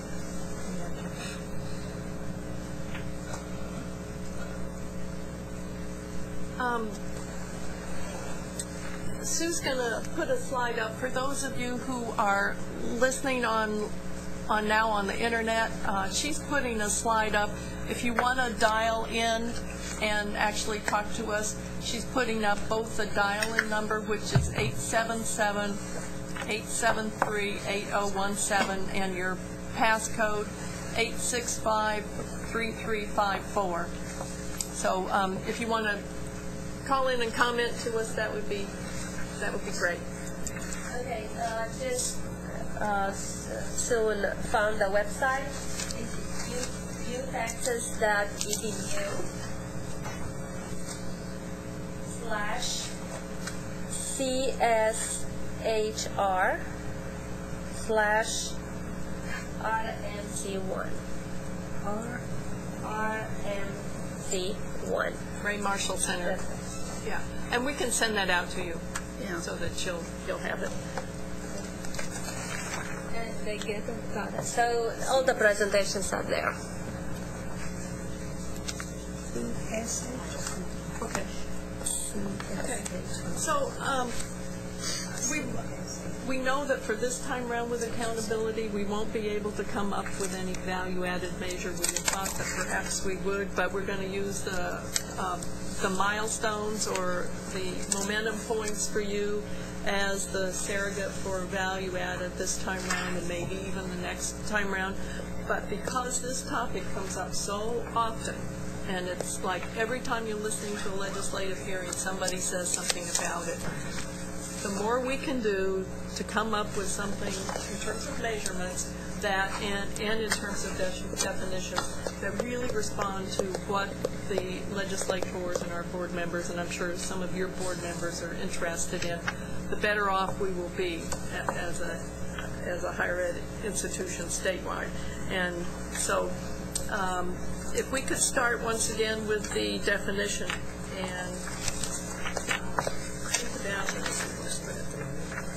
back we have what we ended up with for the very large community colleges. Value added is students' transformation resulting from broadened skills, knowledge, and social and intellectual capabilities acquired through their participation in higher education. Now, that's where we left it last time. And those of you from the very large community colleges, this is the one you helped tweak. Those of you from the large community colleges, if you have issues with this definition compared to yours, which starts on the bottom of the other side of the page, why don't we discuss that? Because it'll be easier for us to try to figure out a way of measuring this if we actually have a definition. And I think that the definitions that everybody came up with really are pretty much in line with what legislators' thinking is. They really want to know what are you doing for the students? How are they changing during your time there? So I see some discussion going on over here with our large community college contingent. Why don't you say it loud so we can hear? We're double checking what's the difference between the large and the very large. We didn't have any data points. Yeah, that's the main difference. they said we'd think about it later. This is later. So maybe now it's later. I don't know, is it? I think the idea from the very large group was that you didn't want the definition itself to have how it got measured in there, because then it'd be harder to come up with consensus on the definition. We were told in our meeting that that was a non-negotiable, or pretty much. We discussed that on the we were trying to divide it into two groups. One, what the definition was, and then after we get the definition, how are we going to measure it? And because that's what all this is about. Hello? Was somebody calling in?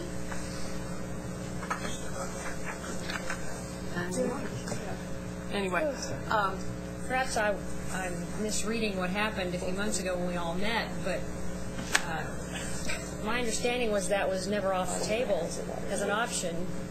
We had to show some type. We will have to figure out how we're going to measure it.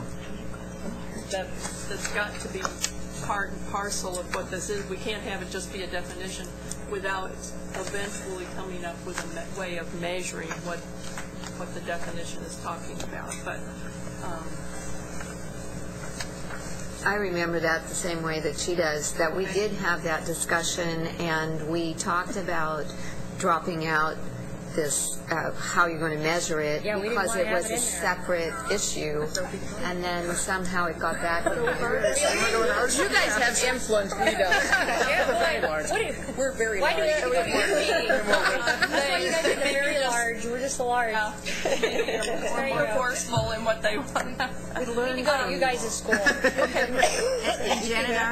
Before we continue, can I make just one comment from Sue? If you're listening online, we're going to cut the sound to the interactive broadcast, and you will just be able to hear the sound through the teleconference. So you'll need to dial in. Okay? Okay. So, Janet, I think the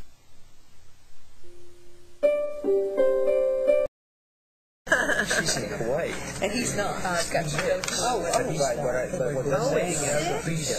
Okay. It's nice to see there are a lot of conversations going on that people actually want to continue talking with one another. But we're going to interrupt your conversations for the moment and introduce Natalie Coffey. A lot of you may already know Natalie. She works in the P16 section here at the coordinating board, and she's going to talk to you about the URRS changes, which I guess everybody should applaud at this point, right? Thanks. Thanks for letting me come and speak to you today about the Uniform Recruitment and Retention Strategy.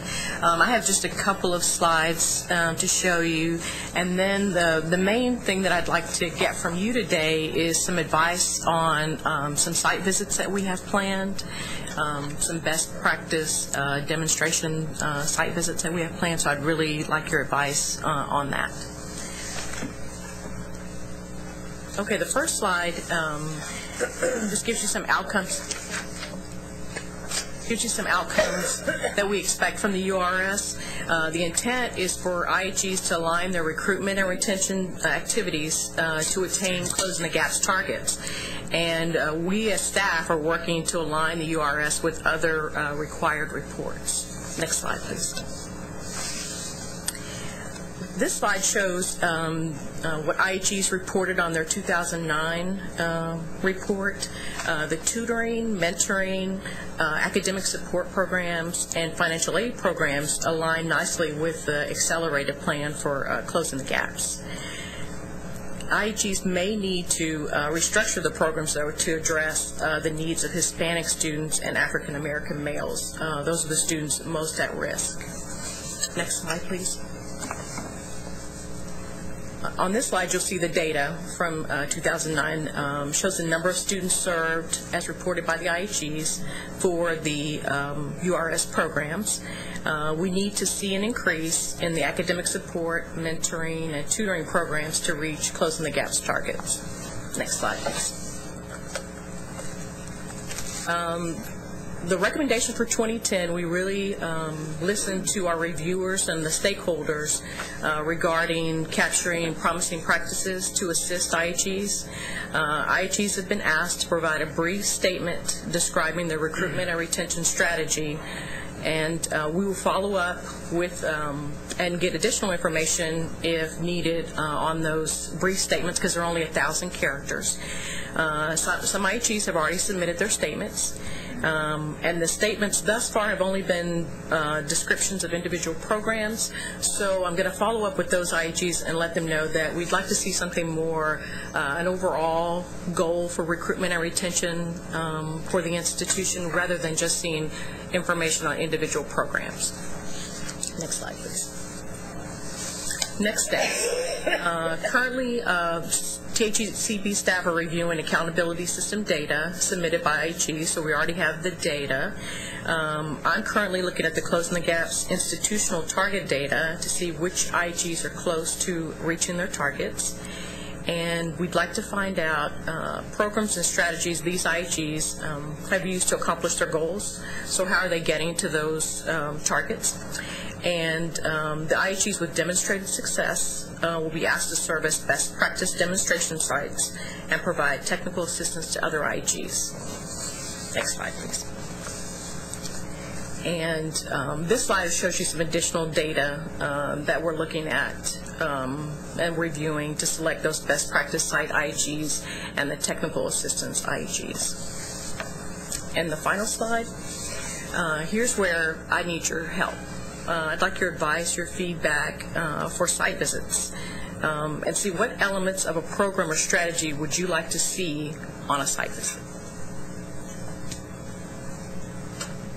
Who's doing the site visit? It'll be coordinating board staff, as well as those IHEs who need the technical assistance. So you would be visiting what is considered a best practice site, demonstration site. So these are TA visits, right? Technical assistance visits? Yes. For those institutions who are not hitting their projected goals? Yes. They will be visiting ones? Yes.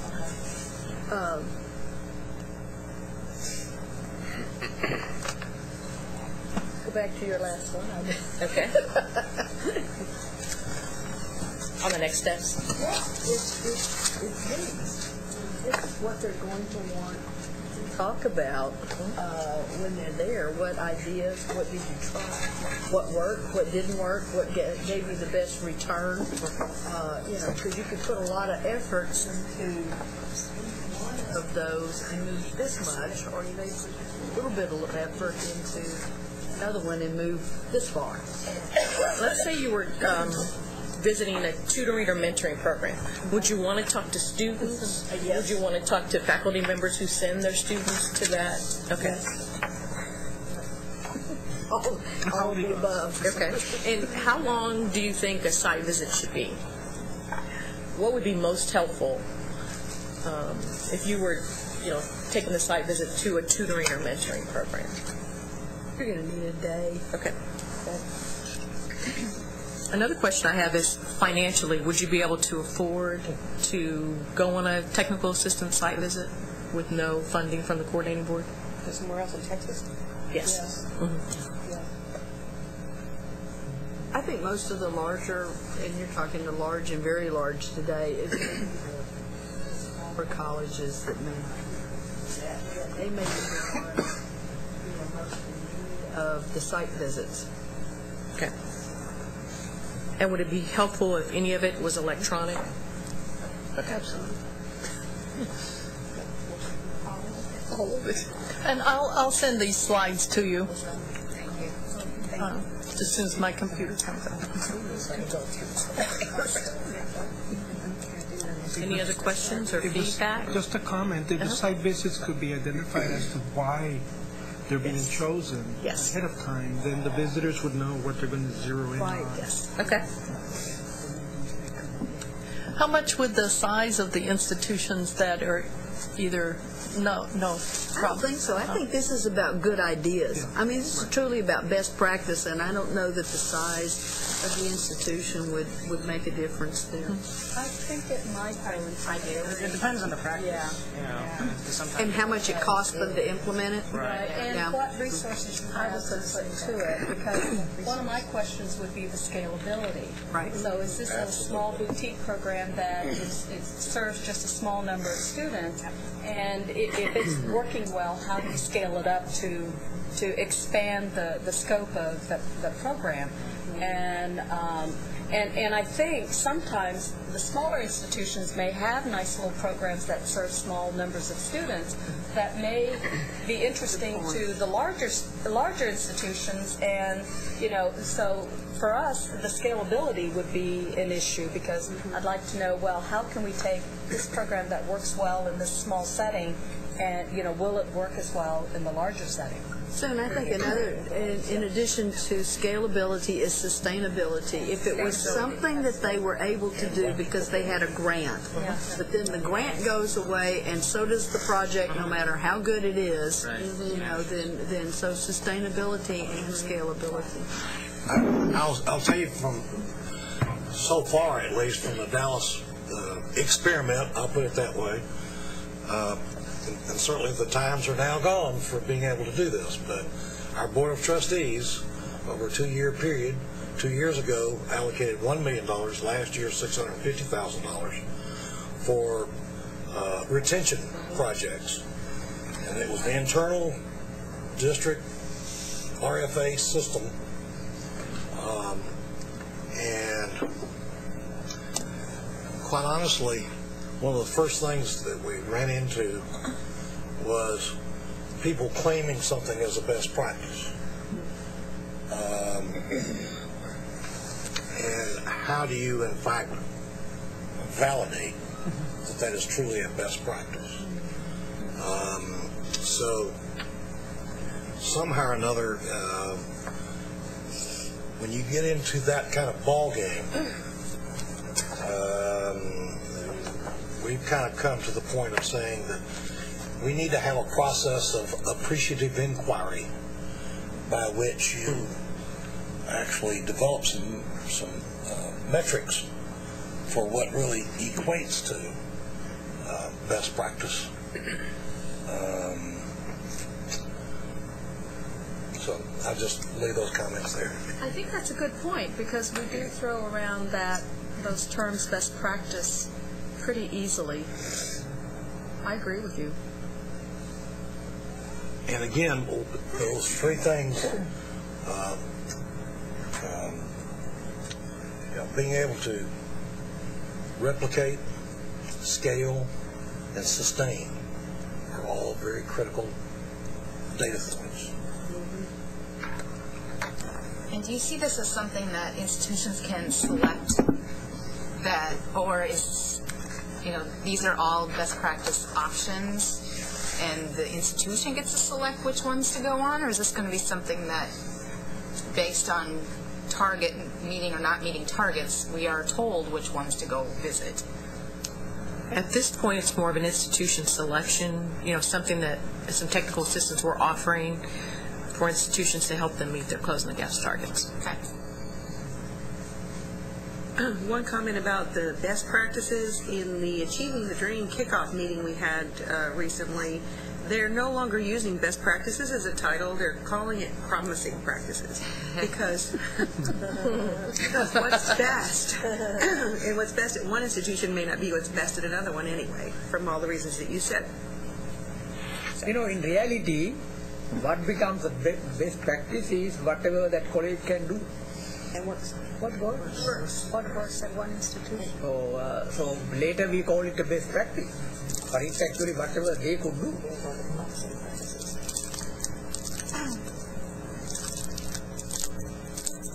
Those are good comments. Any more comments?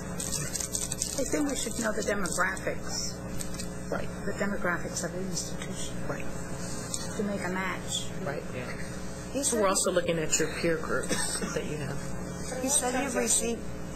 Sorry. You said you've received some reports from some schools already? Yes. And you said they are focusing more on individual programs, and you'd like to see them focus more on overall goals. Mm-hmm. So if that's what you're looking for, more overall goals, how are you able to determine which programs they're doing well or is considered a best practice? By their data. We're going to look at their data. The text box that I was referring to, where they're reporting on their recruitment and retention strategy. Right. If it was an overall strategy, that would be better than submitting two individual programs. One institution submitted a recruitment and a retention program, which doesn't tell you about the institution overall. It just really tells you about those two programs. But the data that we're looking at is data that you've submitted in the accountability system. And so we'll be looking at your data overall and to see whether or not you're meeting your Closing the Gaps targets, and and if you are meeting them, how are you doing that? We'll be asking that information from the institution. So that's how we would decide whether or not they would be a best practice or a technical assistance. Okay, IEG. So you already have the data, so how does this 1,000-character text box help fall into this? It's a requirement. We had to do something this year to meet the uniform recruitment and retention strategy requirements for the law. Right. And so we chose to just do the 1,000-character text box for now, and look at the data as a separate element to figure out what we need as far as the best practice demonstration sites and the technical assistance IHGs. If we're concentrating more on the goals than on the strategies, though, in the future planning for this, how would a college who needs technical assistance decide which other institution to go to? It would really have to end up being a demographic match, whereas it might be that a better match would be somebody who has what you think might be a promising practice. You want to go see how they implement it. And that's allowable. We're just offering the technical assistance this year based on what we find in the data. But if you know, like you all meet in these groups, and I know that one of the groups did reports on promising practices. I can't remember which accountability group it was, but they did some research. Yeah. And so these are the types of groups when you meet together and you talk about your programs where you could find out additional information about what other institutions are doing.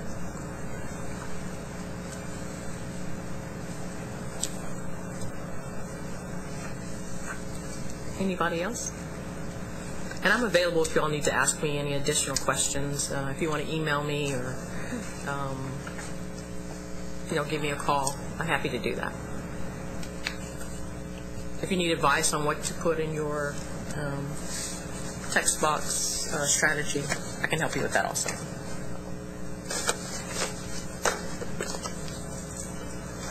Thank you very much. Anybody else have questions for Natalie? Well, you can always find her online or on the email list. So thanks a lot, Natalie.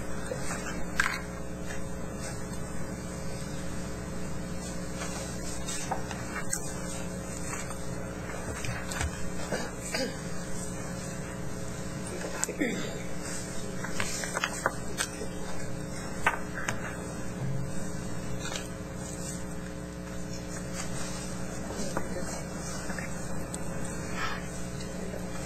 this is a topic now that I don't think you've probably heard about before unless you've been to some pretty recent meetings, right? I mean, how long has this been going on?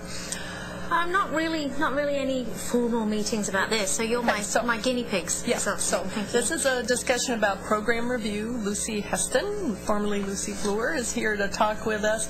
And we're just starting this process. Lucy's going to explain what's going on, how we're using the data, and where we are. Yeah, here we are. Well, first of all, please know that every single slide is going to have the word draft plastered all the way across it, taking it off so you can actually read it. We are, as Janet says, we are still in the developmental phases of this, so please don't take this as written in stone by any shape or form. Go to the first one. First of all, why are we doing this? I always like to have an idea of what we're doing and why we're doing it. For a couple of reasons, we are changing our process from approving programs from at the beginning of the process to doing a review and a look-see towards the end in process of programs as they are going forth. As you know, for academic and applied associate degrees, we now have a streamlined system, hopefully, of approving programs to make it easier at the institutional level. At the flip side, we will be reviewing the programs both for low producing completion rates and through this new existing program review. Next slide, please. Oh, sure. Yes. Gabriella's so good. These recommendations that we're going through came from obviously planning and accountability and from you guys and from the Undergraduate Education Advisory Committee. So we thank them for all of that. The general information that we're looking at, the existing program review is going to focus on the 4 different levels: career, technical certificates, applied and academic associate degrees, baccalaureate degrees, and master's degrees. And master's degrees aren't really they're going to have their own separate way of doing things. So not really sort of part of this system. There's going to be 2 components to this existing program review. One aspect is the quantitative measures, and the other aspect is the qualitative measures. For the quantitative measures, it's going to come out of the planning and accountability data, pre-populated as much as we possibly can, and the qualitative data is going to be the stuff that you get to put in. Our timeline, I wish I could put dates on here to give you a general idea of when and how. We are now literally in the hands of our IT department. And as many of you know, that is a good and bad thing. The goal, though, however, is to do a pilot run.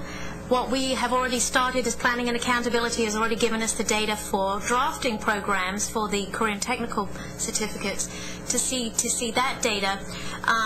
We hope to, fingers crossed, by the beginning of the year have pilot projects, and what we will do is select some institutions from the different peer accountability groups and ask them to do the qualitative component for us and give it a test run before we spread our joy across the entire state. Full implementation, our original goal was spring 2011. We really don't foresee that probably until spring 12. So please know that, again, we'll run a pilot project first, so we'll iron out the wrinkles a bit first. So how do we select these programs? For the most part, and this is where it gets fun for you guys at the community college level, is really it's going to be 2 different systems for you. For certificates and applied associate's degrees, it's going to be by 2-digit zip code for the most part. All the programs under the 2-digit zip code will be combined as one. However, in some areas where the scope and nature of the program, for example, in Code 50, the visual and performing arts, those programs in there are so different. Combining them as one program would be a bit ridiculous, so those could very well be subdivided into 4-digit zip code components. But for the most part, we'll let you know a good 6 months beforehand if we decide that this year we're going to subdivide one component into 4 digits, so it'll give you plenty of time on that. We do have a rotation on that. We're working on that a little bit. Do know that the the academic associate degrees, because of the natures, will be reviewed as one single program. Those will not be subdivided into subject matter. That's going to be interesting how we're going to actually do that on our end, but we are working on that as well. So that is a good thing for the academic programs. There are exemptions. Any new programs came in with the last 5 years, they're going to be fine. And substitutions, if you've had an external or an internal review in the last 2 years and it covers most, if not all, hopefully all, of the components in our program, obviously you can submit that in lieu of our program review. So the measures themselves, again, the recommendations came from the staff and from UEAC. The quantitative measures are aligned with closing the gaps goals, beg your pardon, in participation, success, excellence, and research. All the data and the numbers will come from those. Again, our fabulous planning and accountability area will pre-populate those. In the next couple of slides, we'll get to some of those definitions, and you'll see how exciting they get to be. I get to say, can I have this, please? And then they get to measure it. So, some of these quantitative measures. Numbers. Annual enrollment, persistence rate, you can see the list there, and again, I'm sure Janet will send you this PowerPoint so you don't have to write all these lovely things down. The focus, as you can see, is completion. How are we getting there? Are your numbers adding up? Course completion is by funding code. Faculty numbers and qualifications, how many do you have? What are their highest degrees? Full-time, part-time, that sort of thing. So these are general quantitative analysis that, again, planning and accountability will pre-populate for you before we send it for the qualitative data. Next slide. I've chosen a very few of the definitions so you can see the intricacies and the fun stuff and where it's coming from, more importantly, where the source of the information is. That's always my favorite question I get when we send out reports. Where do you get these numbers from? Well, they're mostly from the CBM reports, as you can see. I'm not going to read them out loud to you because you can read. But please note, for example, like on the graduation rates for the applied associate's degrees, we're looking at both full-time and part-time. Did they graduate from your institution or did they graduate from another institution? Did they graduate in the same program or did they graduate from a different program? So when we talk about graduation rates, we're not really talking about one thing, we're talking about half a dozen things. So we're looking at every aspect of it. Same thing with course completion. We're going to try and keep it as streamlined as possible, not reinvent the wheel. We're going to look at it through funding codes as a report that's already run. Yes, ma'am. Lucy, on the graduation rate, where you say you're going to determine if a student graduated in the same program or graduated in a different program.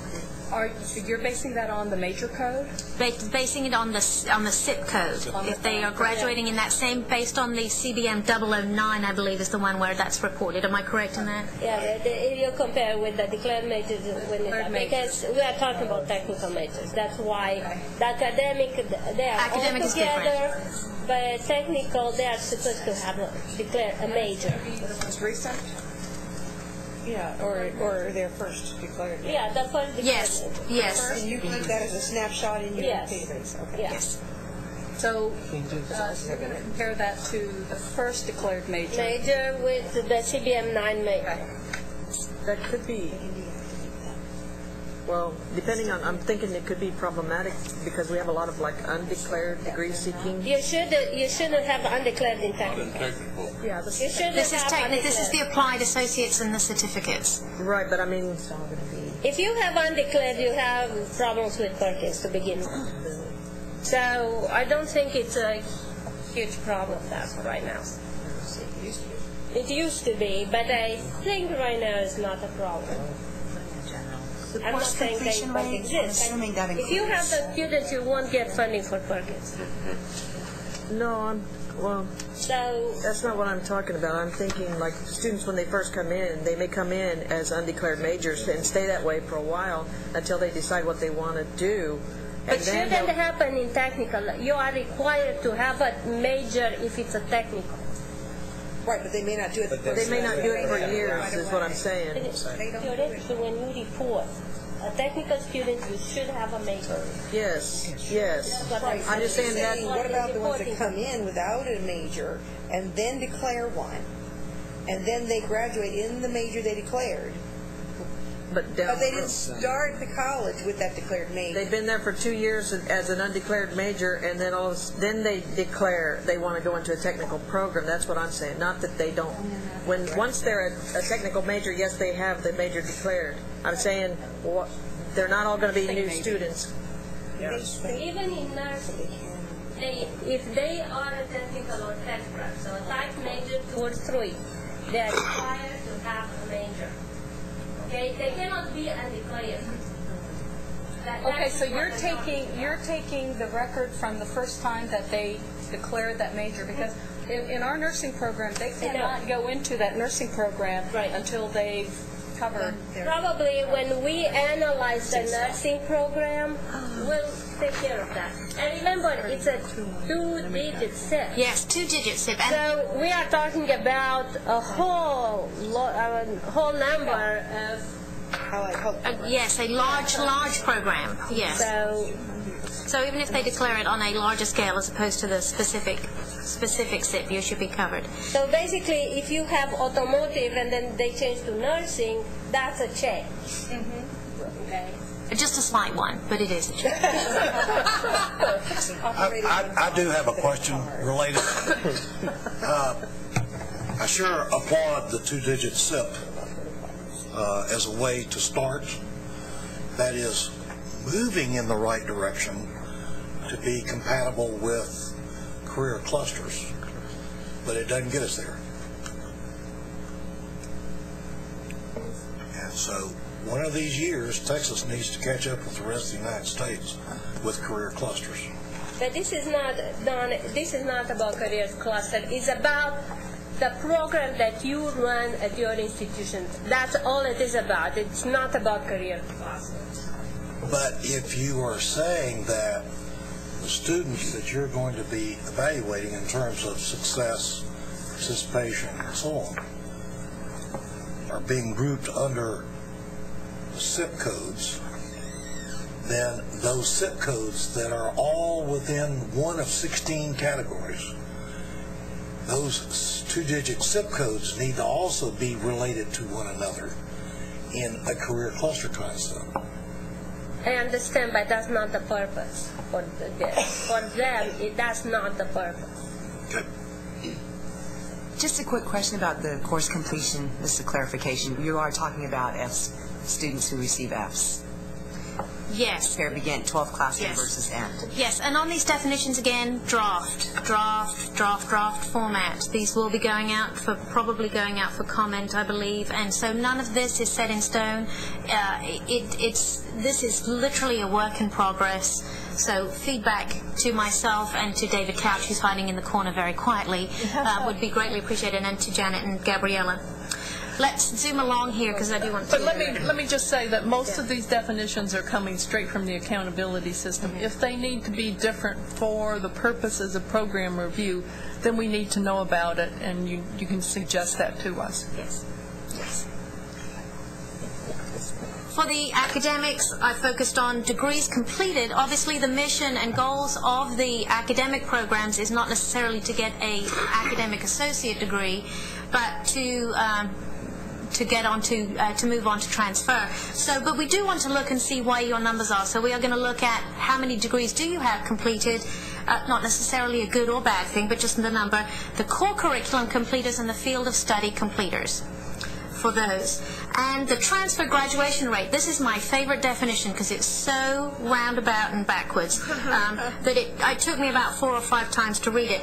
What we're looking for here in a nutshell is your 2-year completers who go on to a 4-year institute, how well are they doing 4 years later? In other words, in a 6-year period, how are your transfer students doing at a 4-year institution? And I want to specify something here. After The moment they transfer, first time transfer, we look forward 4 years. We are not looking backward to see that they've been to your institution 2 years, okay? So they could be at your institution 10 years, but when at least, yes, exactly. How there we are from there. So we are looking to see how your graduates are doing in that next transfer stage, and that's the mission of the Applied Associate's degree. We can skip over the baccalaureate one, I think. So what are the qualitative measures? The measures here are going to be verbal, textual information that is not captured by a number. I know those are kind of rude words amongst this group, but not everything can be described in a number, as we know. So we do want some feedback on and things that cannot be described with data. One of which is obviously the mission and goals of that program, not necessarily of the institution. Obviously, we hope that they will align with the institution. We are looking for that, but how the mission and goals for that and vision for that program. The courses and the syllabi, and that doesn't have to be actually in the program. You can give us a link to where they are on your website. The four-year institutions have to do it with House Bill 2504, so there's going to be a little bit easier. What we will also be doing... They have to do it. All right, well, you have to do it too. If you want to give us that link, we'll take that too. For the academic associate degrees, we haven't figured exactly out how we're going to ask this question or what we're going to be looking for specifically, but how your academic associate degrees and programs align with four-year institution programs and the transferability of those, probably looking at articulation agreements you may or may not have, and that sort of thing. We are still working on those, as are we looking at student and faculty achievement of folks in those programs. Those are still very much in the development phase of those definitions. So that's the qualitative measures. So how are we going to count these?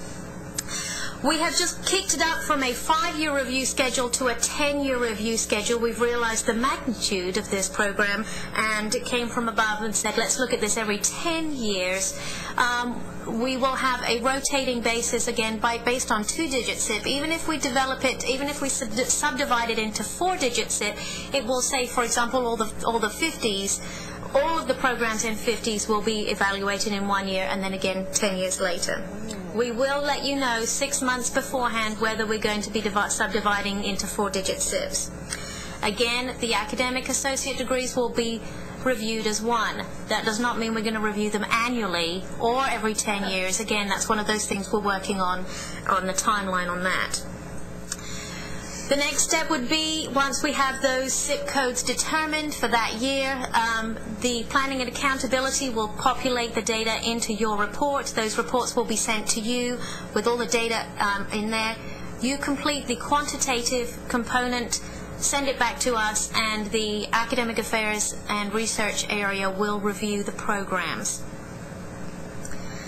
So what happens once you've submitted all this data and everybody gets to look at it? This is the end result. There are 3 potential results from the review process. One is the continuation of the program. Everything's lovely, keep going, check, you're good to go for another 10 years. And we want to recognize, now what's the new term, not best practices? Promising practices. I will correct that, promising practices. And, you know, if there are slight things, hey, why don't you try this, slight improvements, but not a big deal. The second one is there are some concerns to the program, some specific deficiencies that have been noted. Please rectify these or show us how you're going to change these, and sort of a probationary period there. And a final one, which nobody likes, is consolidation or closure if there is, unfortunately, and I don't mean this nastily, no hope for the program. Seriously impair overall quality is the words that we are using, and cannot be rectified. Nobody wants that. So those are the outcomes for the review. This is a potential, and it's not coming up in color, because I love colors. It makes everything so much easier to see. What we're hoping to do towards the end of the program, when your review has been complete, everything's certified, everyone's good to go, we would like to publish this data to the general public. What we will do then is include the institutional information, all the quantitative data, all the inputs that you have put in with the qualitative data, and do a side-by-side comparison of the quantitative data with your peer accountability group and statewide results as well. Obviously, the qualitative data will be unique to your institution and your program. Lucy, I have a question. Yes, sir. The pre-populated data that comes from the coordinating board will be at the 2-digit CIP level. Or 4, depending on the program, but you'll know. Yes, you will know. However, one of the outcomes is possibly suspending the program.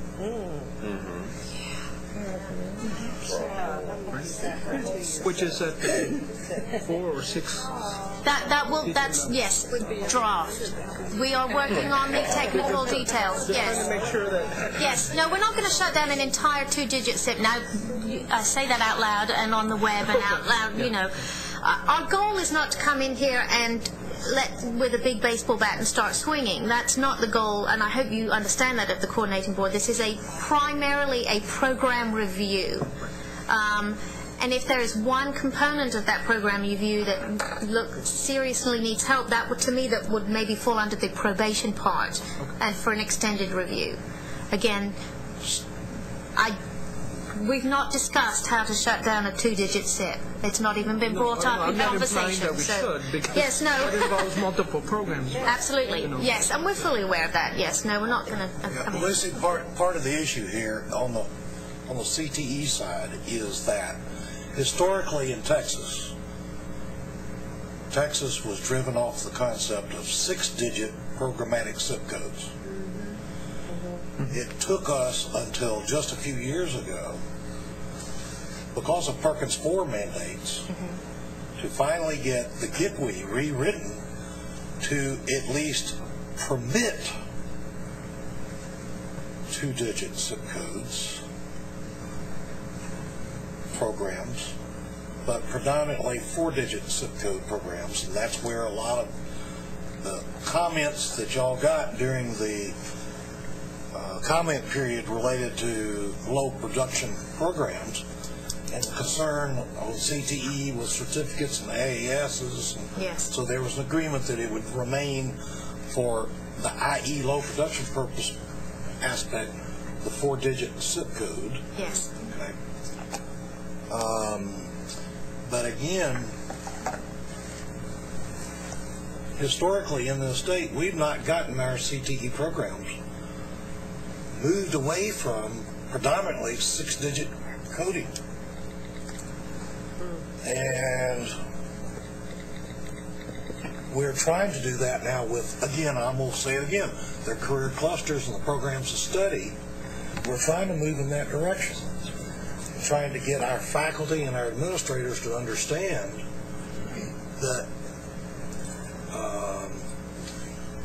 knowledge and skill relationships that exist between right now very similar but separately coded programs. And it's going to take time here in Texas for us to begin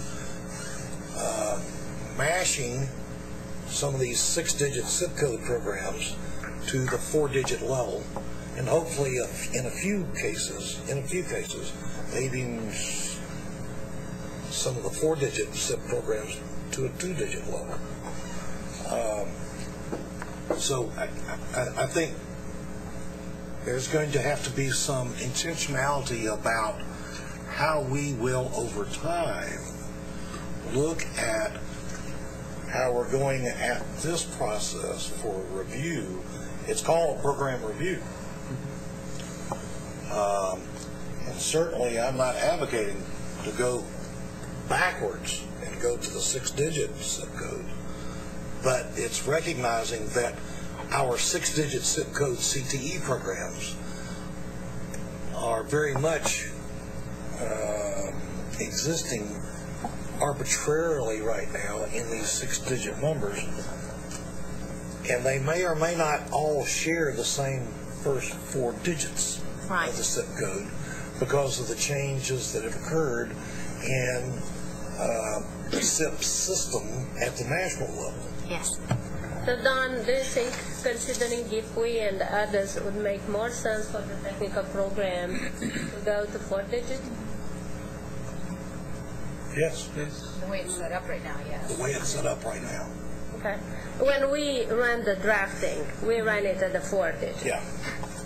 This 2-digit, I think, it's because of the bachelor and The academic, to be consistent, but in the end, we don't need to be quite so consistent. Right. It doesn't make sense. Right, and that's something that we will need feedback from you guys about, is how to and which ones should be subdivided down to the 4-digit SIP, or should all of the CTEs be down at the 4-digit SIP? I think that's what they are saying, all of them. And we can, as I say, we're in actual draft mode, so it's perfect time to add this. Like I say, I would hope that sometime in the future that some of our CTE programs could be even at that broadest 2-digit SIP level. But at this point in time, I don't see it over in Texas. Well, perhaps this is one of the things that we could look at, is for the programs that are reviewed in that year, is select programs at the 4-digit SIP or even 2-digit SIP that are in a career cluster, and maybe review those programs in the same year. That was my earlier point, actually. Okay. And in fact, we're going to be talking later this week, the Welcome Leadership Committee is going to be discussing that same issue as to when we bring in our faculty from around the state, that we probably need to be thinking in terms of bringing them in teams where there's a relationship between these courses that exist within a programmatic umbrella. That's not been necessarily the case in the past, the way we've reviewed Welcome courses. So that's one of the implications as we're trying to move in this state towards career clusters, is what's the relationship of the key couple of terms, student learning outcomes. Yes. And are there relationships in the sequences of those courses in a programmatic viewpoint? Do you see every institution adopting that now? I think over time, we're all going to be basically forced to, for economics, the reasons of economics, if nothing else, but for, again, the volatility and the training that goes on in the workforce, we are not doing students right, our best service, in all cases, when we have them buttonholed into very narrow scale sets of skills. This is something that we have already done at Amarillo College. And it's in alignment with the public schools, and it's in alignment with the business and industry. So now all of our programs are based on 11 of the 16. That happens to be the number we have. So do you suggest that Lucy work with the Welcome leadership to decide how to break this out? I mean, would that be the best way for her? I mean, just... I think that would certainly, I'm sure the Welcome group would be willing to give some feedback. That would be super. Thank you. Yeah. And I'll contact you, Danita, as well. Okay. I know your number.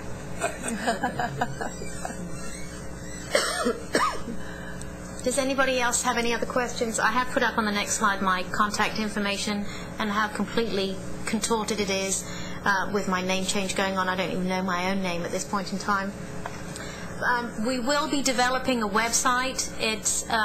I'm loath to put information on the web until our boss has actually said, yes, that looks fine.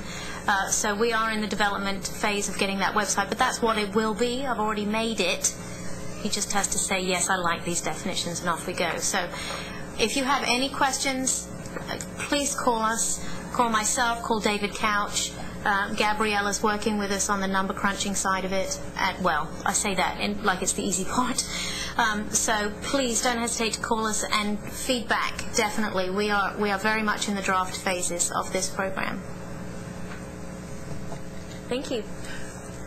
So do you have an idea of how many programs will be reviewed every year? I mean, it's going to be a continuing process, right? It is going to be. The way we had it was on a 5-year rotating, and we had about 6 programs in each year. And now we're looking at the scale and probably going to cut that down and probably go with these groupings of like areas and just reevaluating our whole timetable that we had, I think, at this point. How long ago has it been since CoBoard had program review?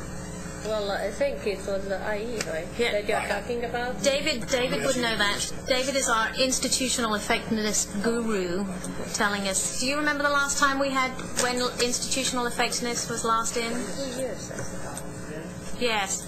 The last full review year, the year before last. Yep, 2008. We're trying not to reinvent the wheel. Very, very hard. And when you say that, we would not have goals and missions or program outcomes at the 2-digit level. We would have to create them especially for this program review if it is done it that way. We do have them at the 4 or 6, that level of our program. Right, and again, that would be something for the CTs that we could look at and see if we need to subdivide it that way. Right. We have, when we have something of this magnitude that is covering everything from workforce certificates all the way effectively through master's degrees, one size is not going to fit all. We are focusing right now on the definitions of the quantitative data. The qualitative data is really where we're going to have to be diligent and working with the semantics of how this operation works, understanding that the procedures for workforce certificates are not the same procedures to the master's level. We are a general outline right now is where we are, and getting into the details, which is why we'll need to get feedback from you guys about will this work and why we're doing the pilot project. And one last thing, make sure you add the AAT in there, if it's going to be part of the AAAS or separate. Certainly. Any other questions for Lucy? As she said, you can always contact her or David, so and you can know that you're going to be hearing from them before too long. Thank you so much. Thanks, Lucy. And next we have Catherine. Do you want to do her name? Catherine Parsono. All of you know Catherine, and she's been talking with us about what's been going on in the UEAC, and she's back, and it's still going on.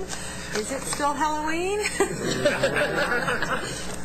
No, it's All Saints Day. All Saints Day, indeed. It is. So hopefully we'll take that tack. I want to say hello to you all and thank you all for being here. I'm very glad to see Danita in the room. She can keep me honest and correct me when I go astray. Do we have the PowerPoint? Oh, sorry. Well, that's because I didn't until just recently.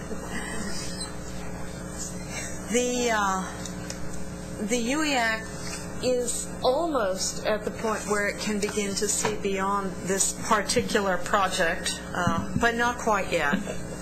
And I wanted to give you a quick update. I'm going to go through this fairly quickly. And any of you who are at the North Texas Community College Consortium 5th Annual Outcomes and Assessment Conference on October the 1st. Yes. We'll have already heard some of this information, so, ask your best questions of Danita. So far, the UEAC has spent about a year and a half researching, studying local, state, and national work on general education and core curriculum. As you remember, our legislation refers to core curriculum, but the received term and the received wisdom these days is phrased as general education, and that's the word that SACS uses, so that's the phrase we are now moving toward.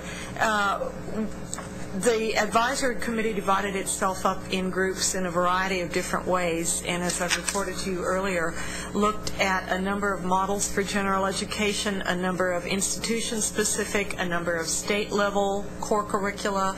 We even looked outside the U.S. at the Bologna process, And we kind of think we know the shape of general education out there. The American Association of Colleges and Universities work has been very helpful, and the work of the committee is very much indebted to the work of that group, which of course encompasses a wide number of member institutions. So what has the UEAC done? I reported to you last that they had decided to do away with all of those things we've been measuring out of the assumptions and defining characteristics documents. So no more component area level exemplary educational outcomes. You may hold your applause.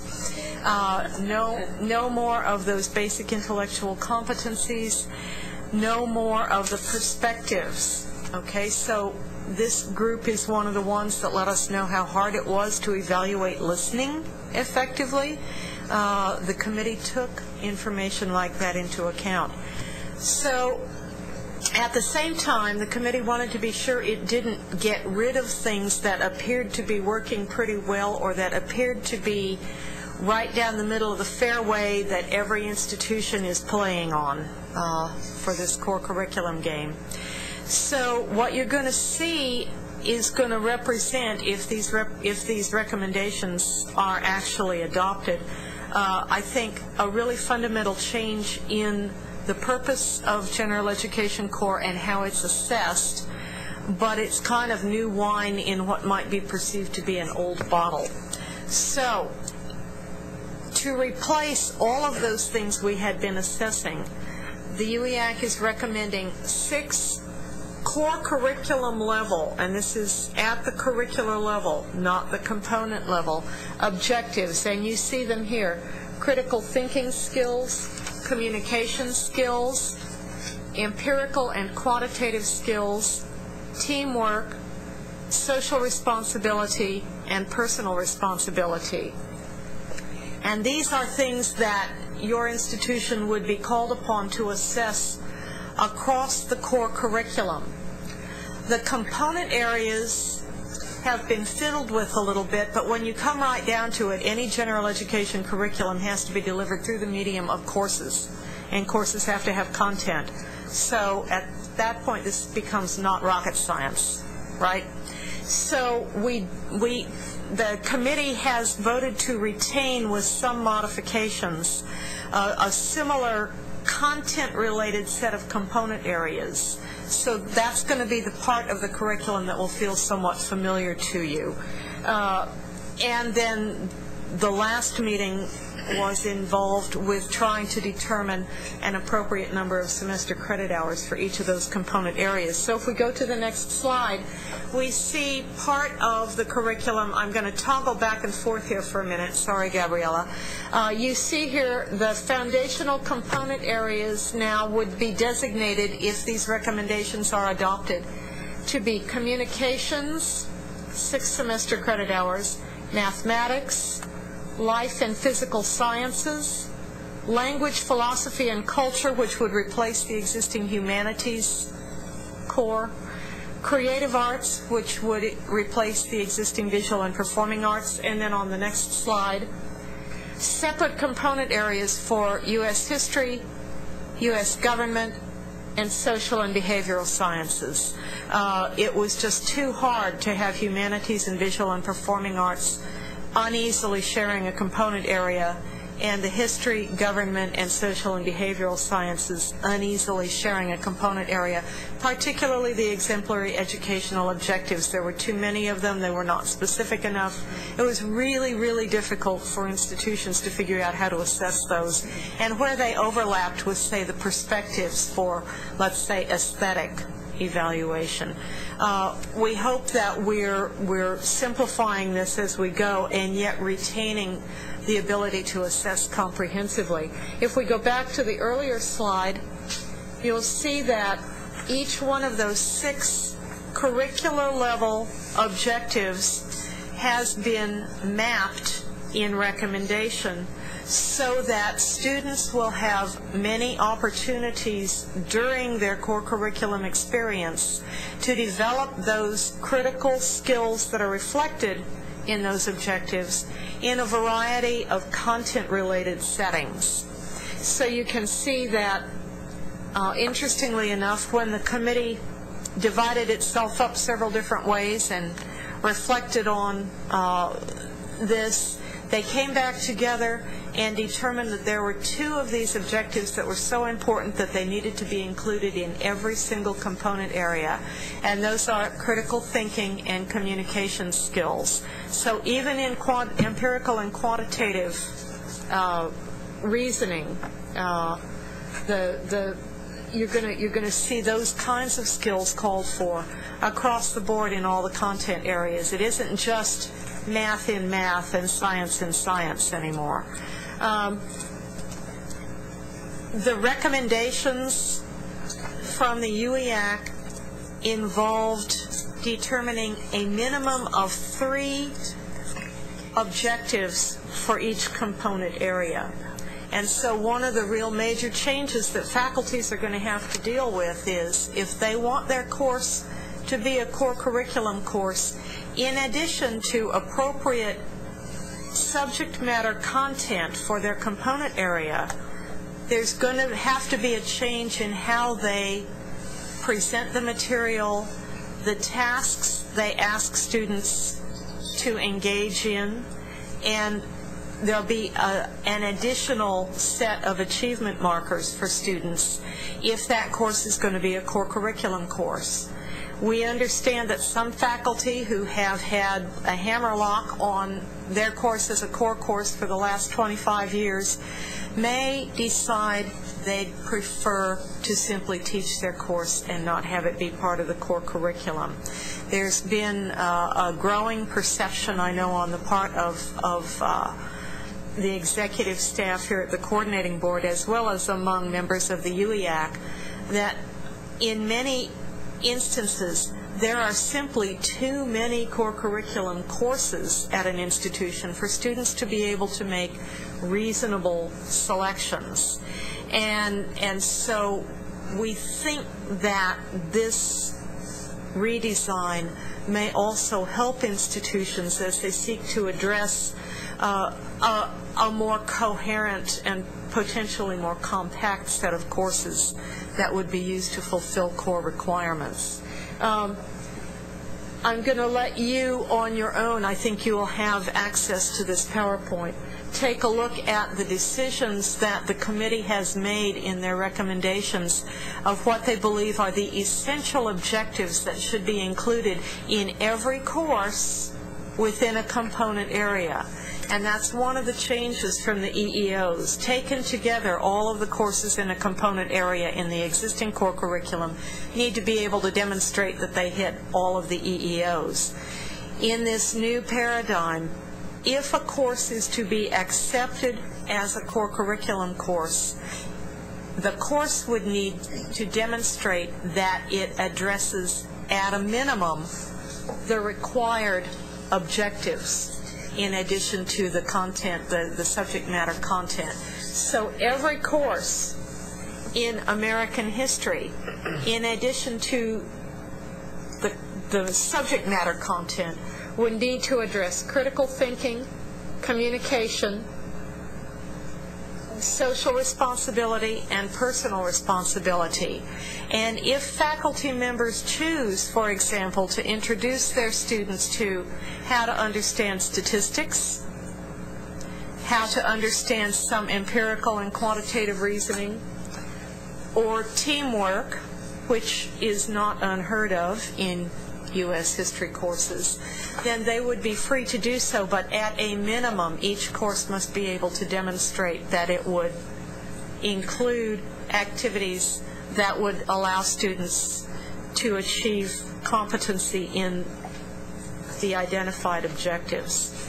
Okay?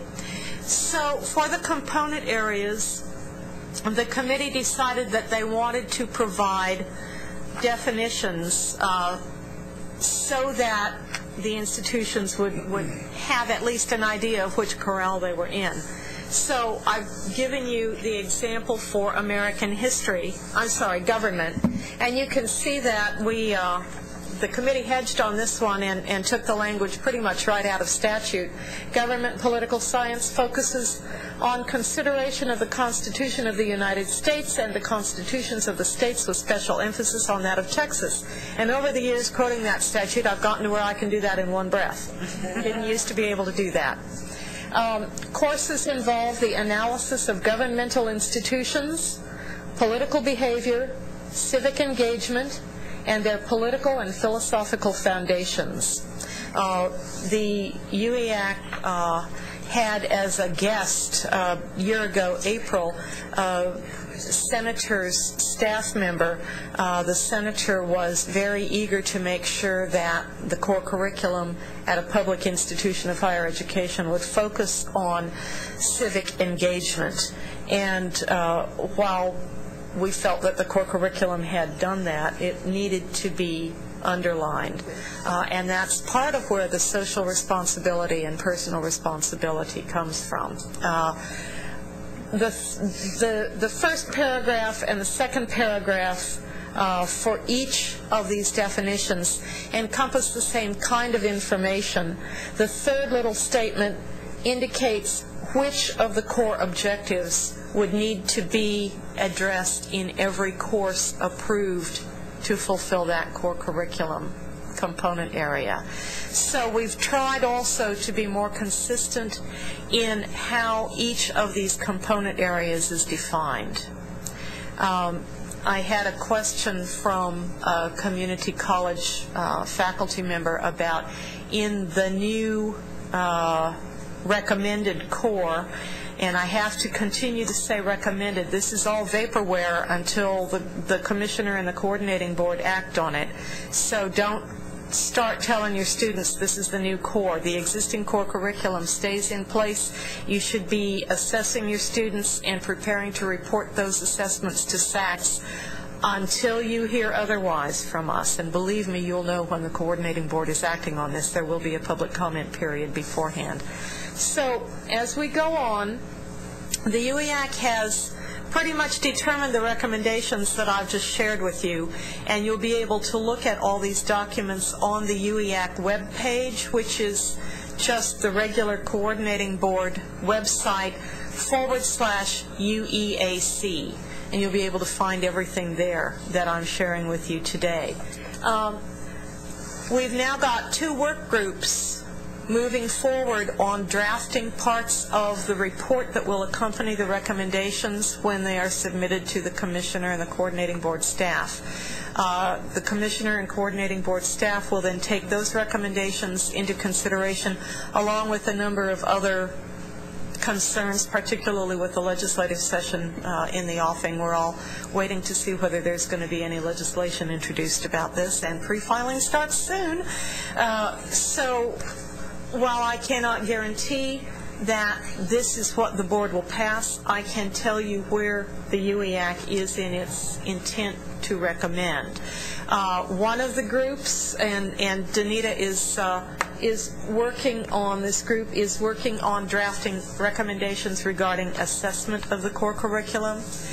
The other group is working on simply the recommendations about the content and the objectives of the core. And then staff, Lucy and I and others are going to be working on how would we need to change which coordinating board rules in order to implement this effectively. So that's where we are right now, and we know we would need to look at Chapter 4, Subchapter B, and we would need to look at part of Chapter 9.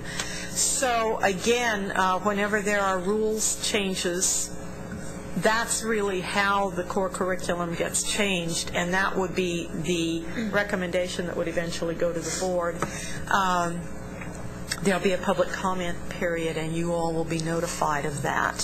So stay tuned, because nothing happens unless we ask you what you think about it. If I can have the next slide. We have some timeline goals.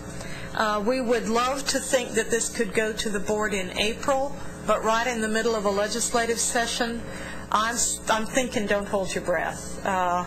July might be a good target. We would certainly send any draft rules and guidelines to institutions for comment prior to the board's consideration. Once the coordinating board has acted to change the core curriculum, however it chooses to do so, obviously we would process that and help you understand what happened as soon as we do. And then there would, I know that one of the recommendations the UEAC will make is that there needs to be a full academic year for institutions to make changes to their core curricula based on whatever happens. You guys can't snap your fingers and all the faculty just fall into line and sing the same tune in the same key all at once.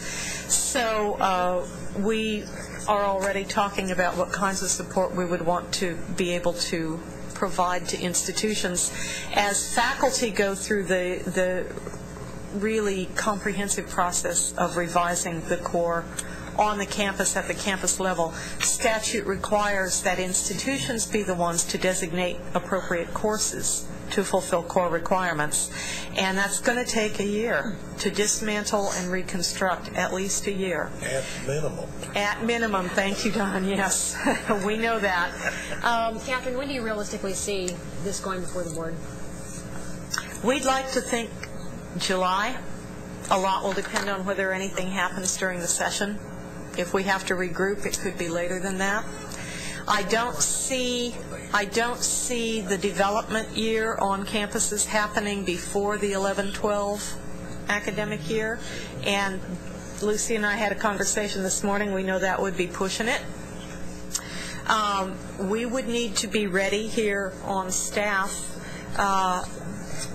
because once institutions have completed their deliberations, they'd have to send their revised cores to us, and we'd need to make sure that they were actually in compliance with the new rules.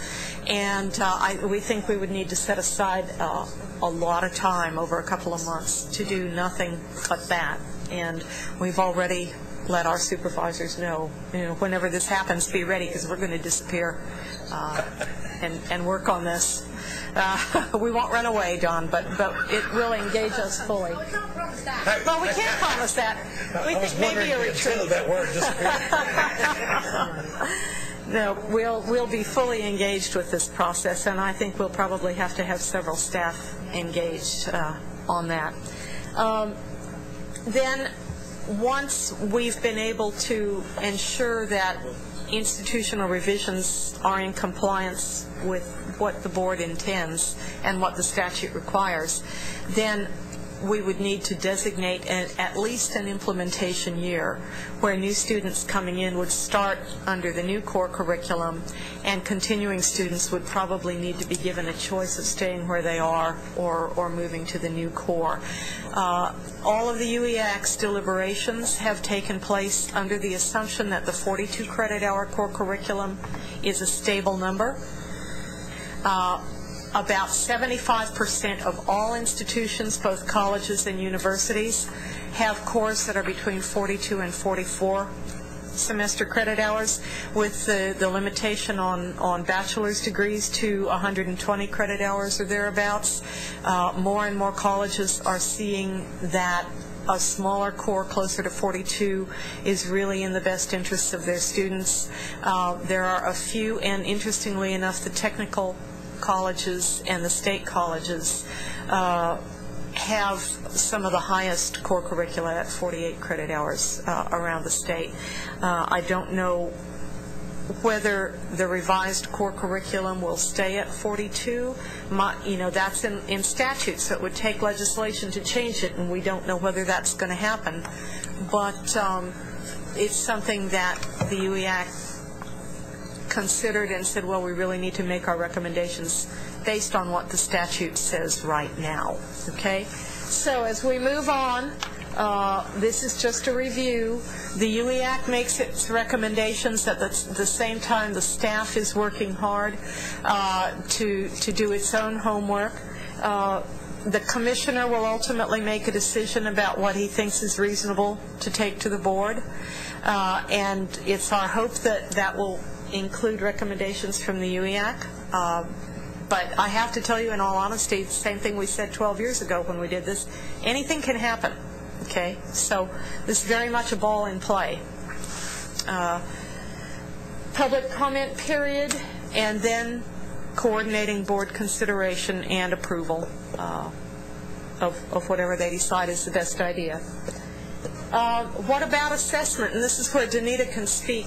Well, Danita and Lorraine Phillips are the two people, as you know, who represent the Accountability System peer groups with the UEAC. They've become unofficial members of the UEAC for the duration. They have been amazingly diligent, not just in attending meetings, but in working very hard with UEAC members to be sure that assessment is not an afterthought and that the recommendations that the committee brings forward are reasonable in terms of assessment. We agree that assessment should not be the tail that wags the dog.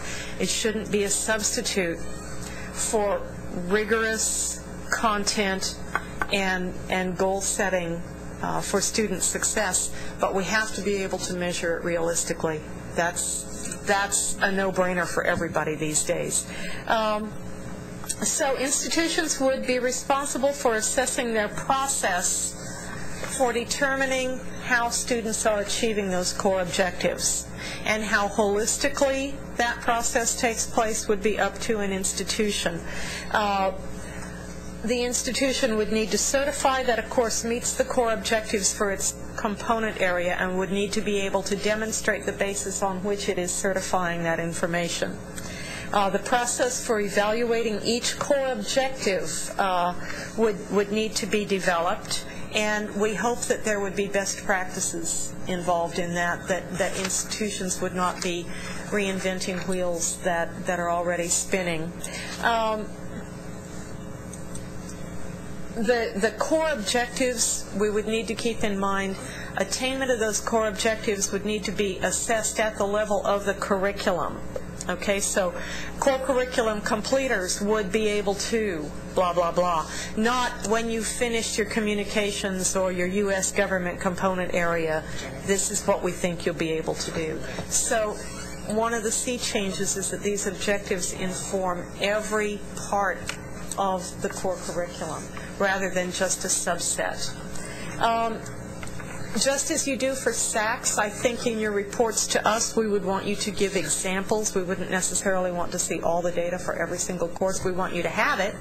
We want it to be available, just like SACs might ask when they come. But 1,500 pages to us isn't going to really help anybody. Danita, what am I forgetting about assessment as we move on to the next? You're doing pretty well. Just a couple comments that I would add is this will be transformational for the state of Texas. And the reason it's transformational is not just because we're going to be assessing in a way that we can actually give the coordinating board data, and we can share the same data with SACs, but the kinds of things that's being asked for here are 21st century skills. And teamwork and personal responsibility and social responsibility, those of you who do assessment, that's challenging, but that's going to cause faculty to have to do things differently. And while the general ed objectives, these outcomes for general ed are at the component level, there will be course outcomes, okay? And we're going to see that as a state of Texas. That's another transformational thing that's going to happen. Like we have them in WECM, we don't have them on the academic side. And the tuning process with engineering is leading it there. This will lead it there. It will take time, but all of those things will come back for the benefit of general ed core to what component levels can you. So what the committee kept in mind is that you have to give the students ability to practice these things over and over. So you don't see teamwork just one time, and you don't see social responsibility just one time. And of course, all of them have communication. That's not just written, that's oral as well, and critical thinking. And it's really going to be transformational for the state of Texas and to take our students where they need to be for this century. The assessment, well, I can tell you that we are working hard to do, and actually we have a small group meeting next week on this. We are trying to not make this prescriptive on how you go about doing this assessment. Now, you need to know this is happening in a legislative session, and we don't know what's going to be imposed on us, all right? And the fact that these were agreed upon basically last spring, and they still have not been presented to the board itself, is because there's all these things happening with the legislative session. So there's a lot of external factors that we just don't know.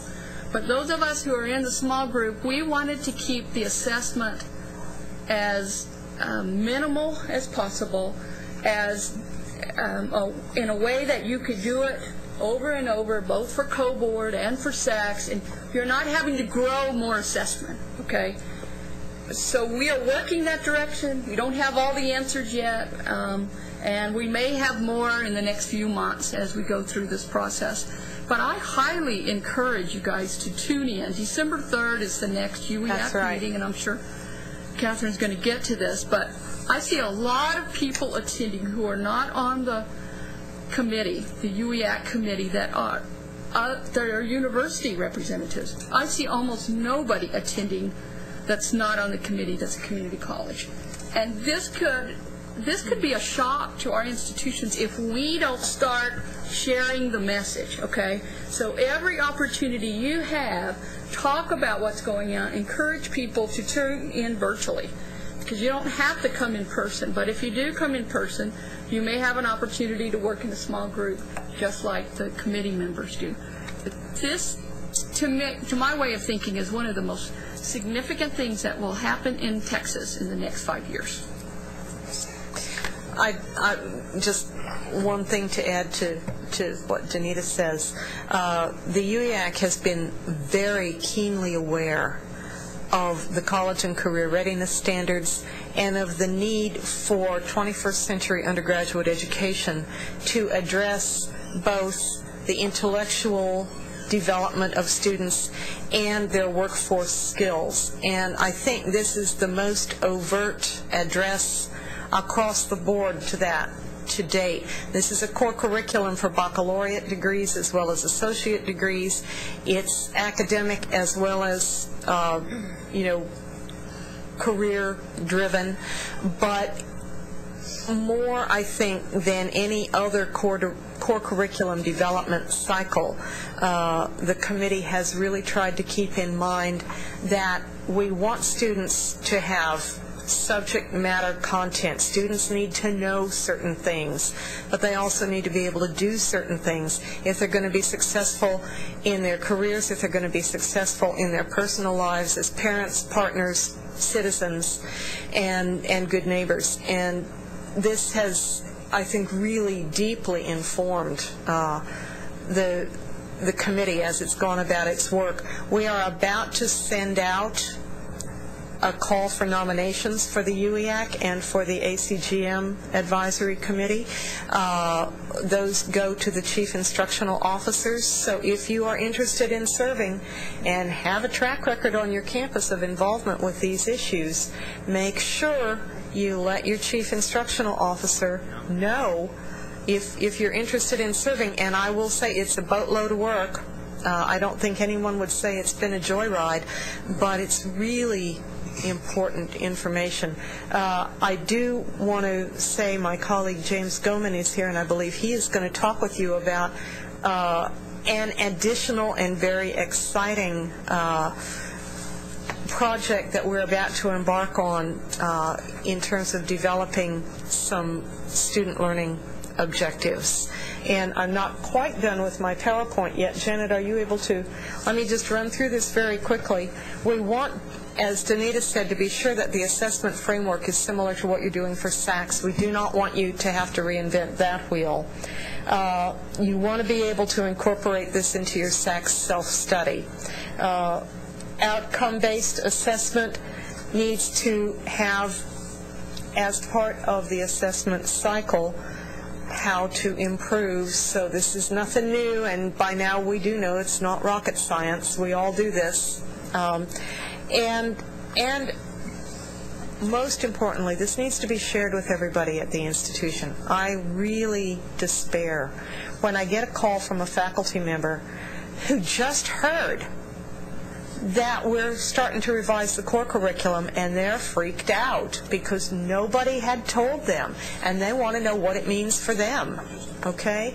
So, as Danita said, if you're interested in what's going on with the UEAC, we are webcasting the parts of the meetings where they're meeting in committee. If they break into small groups, there's nothing to see, so we don't broadcast that. But if you want to visit, you know, it's Open Meetings Act. You're welcome. If you let me know ahead of time, we can put you in on the lunch order. All you have to do is bring your money. And we'd love to have you with us. And finally, I finally got Lorraine's and Danita's name in here because they really do deserve your applause and deep gratitude. And then I think I'm ending, we're not going to worry about that too much. So if you have questions or comments, you know how to reach me. You know how to reach Lucy Heston. Okay? Catherine's having a hard time with it. So. No, I'm celebrating it. It was a great wedding, by the way. It was an absolute, I cried all the way through it. I never cry at weddings. This one got me. I do have one real quick comment, and that is, I'm very excited about this. I really am. I'm just a little concerned, and it was kind of what you said a little bit earlier, Catherine. With SACS, we're being asked to assess general education at large. It was my hope that where UAC was taking this was to embrace more of the ACGM within the realm of the core, so that in essence, synonymous with what we teach at our institution as core is synonymous with SACS general education. My concern is the statement that there might be the need to minimize the number of courses in this core, then I think institutionally we're left with trying to deal with this still requirement from SACS to assess general education, because we teach more than what is the core. We teach a large array of ACGM courses, and that constitutes general ed. Not all ACGM courses are necessarily general education. That is true. But more courses than what's in the core are. Because we have the legislative mandate that specifies core curriculum, that is the general education commodity that is held in common by all undergraduate degree granting institutions, okay? And just as Texas Tech has a foreign language requirement, that is not part of their core curriculum, but it's definitely part of their general education. Sure. As some institutions have, there are any number of, let's say, a PE requirement. That's not part of their core curriculum, but it's part of their general education. Some institutions have a service learning component as part of their general education, but it does not find a place in the core curriculum for that institution. The UEAC's responsibility has to do with the core curriculum, and so any general education requirement that a college or a university wants to adopt in addition to the core as a graduation requirement, you know, it's between you and SACS. And I would and I would recommend also anyone who has not gone to the AACU.org website and looked at what they have available to you as resources for faculty who are considering general education requirements and the core curriculum as a proper subset of general education. It's a fantastic resource, and I think Ron can tell you a little more about that, and also about another organization that I wish we had had more participation in. They had their annual national meeting here in Austin last month, and that's the Association for General and Liberal Studies. And we did have good representation from Texas colleges and universities. I just wish everybody could have been there. it was pretty awesome. Yes, Jane. I need to get a handle on how to gather and segregate data for these broad-based assessments. Central Texas College has an enormous number of students who are not Texas students. And for SACS, we need to sample all of our students. But will I need to segregate Texas data for Texas reporting? Or will I be able to use just that same broad profile? Good question. I'm happy to say. The second thing is, last year we talked a lot about sampling. Yeah. And will we be using sampling, or are you going to want every student? Well, obviously, none of this has been determined yet because we're at the developing the recommendations level, so it's a perfect time for you to be asking these questions, and I'm glad you're asking them with Danita in the room because you've got the source right there, and I'm sure she will take those questions, and they are excellent ones, to her small group, and they're meeting on the 8th, Monday, and I think these are absolutely germane and really good for you to voice them. Send that reminder that that's an open question to Danita so it gets addressed. Sure, sure. Fred. Question. Are there any plans to include the core objectives in the ACGM with the course description? Well, interesting that you would segue into that. Bless you, my friend. James is sitting over there waiting to talk with you about that, and I'll stay at the table and in the room with him while he does this. Catherine, you had a question. The question was, and Kristen's here too. Yeah, whether or not the learning outcomes were going to, or outcomes for the objectives, are they going to be written into sentences and incorporated into the courses, or are they going to be written as sentences and then we can incorporate them into those courses that we select for the course? They're already written in descriptive prose, and I believe the institution would determine for each course that is submitted for consideration, you'd have to see how that course expected to include learning experiences that would encompass those objectives. But I want James, and Kristen is here too, I think. She just left. Okay. So, yeah, take it away, James. This is pretty fun. We were getting started on this, and then I don't know whether you all heard that Linda McDonough had an accident at home and will be hospitalized for some time. So it has fallen, James and Linda were working on this, it's fallen now to James and me to pick it up and run with it, and I could not be more happy about this assignment, although Linda remains in our prayers. Absolutely. Hello everyone, I'm James Goldman. Some of you know me, some of us have known each other for a long time, maybe too long. But I'm here today to speak to you about an interesting opportunity that we have, which is to develop specific learning outcomes for ACGM courses. As you know, we got a start on that thanks to some Lumina grant money. And so last year we did mechanical engineering, and the great thing about that was that they didn't just do the mechanical engineering courses, they did the other related discipline courses that are necessary to get through engineering, chemistry, physics, math. That sort of pointed the way for us. It gave us a start.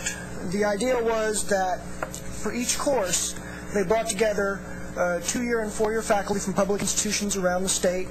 They looked at a whole bunch of syllabi, not just the ones that had immediate representation, but they gathered a wide array, a statewide array of 2- and 4-year syllabi for, say, Calculus 1. They gathered as many Calculus 1 syllabi as they could. They identified common and uncommon elements, and then they got faculty members together in a room, and they had them decide, okay, which of these are essential, which of these are good, and which of these are, okay, they're okay to teach, but they're really not necessary for someone to move on.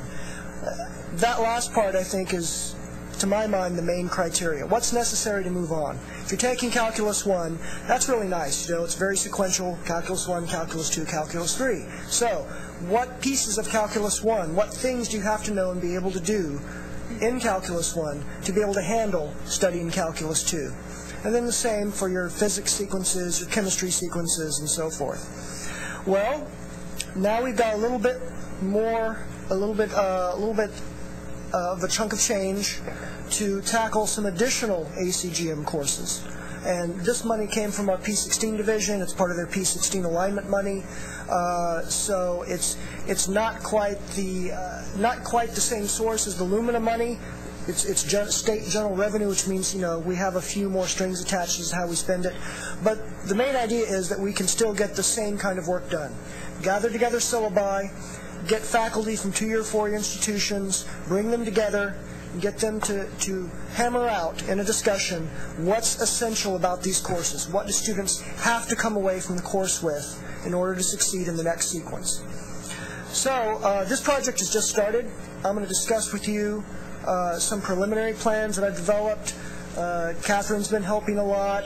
Folks from Planning and Accountability have been helping a lot. And I just had a discussion with McGregor Stevenson and Anya Sebastian and Kevin Lemoyne. So just within our division, we've come up with a plan. So you'll understand that I can't really come up with a PowerPoint because I can't put something in writing that neither the Deputy Commissioner or the Commissioner themselves have even seen, much less approved. But I do want to give you an idea of what's coming up. So the first thing I did was I tried to identify what's the low-hanging fruit, or another way to put it, what can I do to get the most bang for the buck, right? I want to have the greatest impact on the greatest number of students that's possible. So 2 different things I looked at here. When deciding, first I'm looking, okay, what discipline areas? I'm not jumping straight to courses. What discipline areas do I want to try to tackle? So I did 2 things. With the help of Planning and Accountability folks, I got some PEIMS data from the TEA, and I found out what are the most frequently utilized dual credit courses. For you folks in community colleges, again, this is near and dear to you. You're getting lots of growth in enrollment from dual credit, and as you all know, dual credit is an increasingly high-profile topic here in the state. It's gaining the attention of a lot of legislators. It's very much in the public's mind. It's very much in everyone's tongue these days, and we're all expecting that we're going to see legislation on dual credit in the upcoming legislative session. So, with that in mind, I wanted to show that we're taking proactive steps to improve dual credit, to make the dual credit processes more transparent, to make it more clear to everyone just what they're getting. And so, great, this seems like a very good area to develop learning outcomes. So, the discipline areas that I've picked and the courses that I've selected, they're all high-frequency dual credit courses. Now, the next thing that I looked at was simply more of a statewide utilization. So for that, I turned to the ACGM, and I got my data folks to run some numbers to give me basically a rank-ordered list. What are the most frequently utilized ACGM courses? And that gave me a good idea of the disciplines that I wanted to go at and the specific courses that I wanted to tackle. With that in mind, it only remained to see, okay, how much money and time do we have so that I can try and utilize the most possible. It turns out that I've got until the end of this fiscal year. So everything that I'm describing to you in terms of processes and outputs, it's all going to be done by August. So to give you the big picture, what I plan to do in the near term is, with the help of my colleagues, we're going to be sending out, again, not right away, but soon, we're going to be sending some nomination solicitations. This will go out to all the public colleges, all the state colleges, the Lamars, and to all the public universities.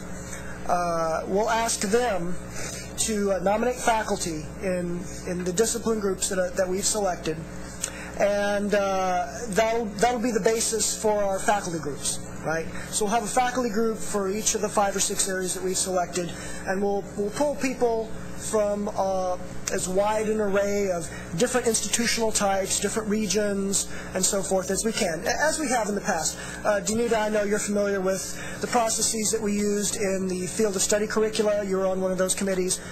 I'm envisioning running this process very much like that. That was a very good model for what we're trying to do, because we even did some course level work in those committees. It wasn't just about picking courses. Sometimes we came up with new courses as well. So we'll solicit faculty, and then the next thing we'll do is we'll solicit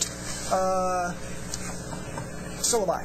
So we'll send out basically lists of courses. If you teach a course in this area, please submit your, and I'll have to think about the wording, maybe you guys could give me some help on this. Specific syllabi are great. I'm thinking, though, if an institution has something like a departmental template syllabus, that's really more of what we're trying to get at, isn't it? Because that would represent what your institution and what your department think should be included in this course. I'm seeing some heads nod. Does that sound good? Yeah. And I'll jump in here and say that I had a fairly lengthy discussion with Kristen Kramer, who's been working on the college and career readiness standards and their implementation. And she thinks for the list of courses that James has come up with, probably they have already collected syllabi for about half of them. And so she thinks she can give us access to those syllabi, which date from 2008, but I think would also be very useful. Yeah, that could cut down on our and I think that'll cut down on what we have to ask from you. And hopefully, if we've got the syllabi already, we can get started with those while we're collecting syllabi for the other courses.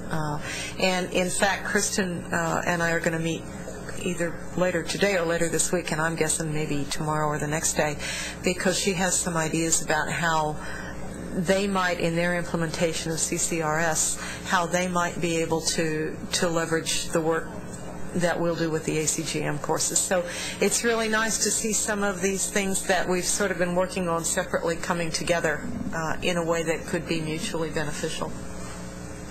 So, solicit nominations for the syllabi. Having collected either the ones that we already have and the additional ones that you'll be sending to us, we'll collect a bunch of syllabi, and along the way we'll be picking out the groups of people that will be our faculty. What I'd like to do is send folks samples of groups of batches of the syllabi to review and get a lot of the work done before we ever even actually meet the first time. The meetings will take place all through next spring. So I'm envisioning we'll have some staggered meetings. It's hard to tell how many meetings for each group. It could be 1 or 2. It could be 3. I'm hoping they won't go beyond 3 because, again, we can use email and phone conferences. We can do a lot of work outside of our group meetings, and I hope to accomplish that. So January through May, we'll be doing the group meetings. Out of each group meeting, I hope to come up with a widely agreed upon and, if necessary, a revised and updated course description, and for each course, that list of those essential outcomes. Having had that, I think, again, using the model from the field of study curricula, using the model from the Mechanical Engineering Compact, once we've got a work product from each group, we'll take that and we'll throw it up on the web and put it up for public comment. We'll give it our standard 30-day comment period, and this way we can have an extra step in there to give everyone a chance to give feedback. Obviously, not every institution could be represented on the faculty groups, right? You've got to have a small enough group to work with. But we're going to be soliciting everyone's syllabi. So in that sense, every institution will have at least 2 opportunities to participate through the submission of syllabi and through the public comment period. After that, the staff, myself and others, will take into account the public comments. We might need to do a little more work with our groups if necessary. That'll probably happen via email or phone rather than a group meeting. Do any revisions on those objectives that we might need to in light of the public comments. And then, this will be towards the end of the summer now, late July, early August, we'll take all the work that we've done, we'll take it to the ACGM Advisory Committee. And that'll really be our final step. This is a staff-level manual. Really, my assistant commissioner, McGregor Stevenson, has approval authority on that. So, it's not going to rise all the way up to the level of the board like a field of study curriculum would be. There's no need for that. In this case, that means really by the end of this fiscal year, we should have a lot of new work in the ACGM. Let me mention, and this is still subject to change, so well, you can write it down if you want, but don't hold me to it is what I'm saying. This could still change. Here are the groups and some of the courses that we're planning to work on at this point. Okay. First group, English. I think this is really obvious. This Comp 1, English 1301, is the most commonly taught dual credit course. It's also the most commonly taught ACGM course. So this one really was a no-brainer. We'll do Comp 1 and Comp 2 for sure. Now, when I'm calling these groups together, again, because I want to get the most bang for the public's buck, I'd like there to be more than just a couple of courses for these faculty groups to work on. But I can only pick courses that I can be fairly sure can be represented by a compact group of faculty, right? I'm picturing faculty groups of about 12 people or so, 6 from 2-year and 6 from 4-year. So when I think of my days teaching comp at community colleges, it's equally likely that me and my colleagues would teach Comp 1, we might teach American Lit, we might teach World Lit, we might teach British Lit. But I also know from my times at the University of North Texas that at the universities, faculty often are a little more siloed, right? So when I was an adjunct at UNT, I taught a lot of Comp 1, and I might teach some World Lit, American Lit. But at some other universities, you'll find that it's really just the adjuncts and the teaching fellows that are doing all of the comp work.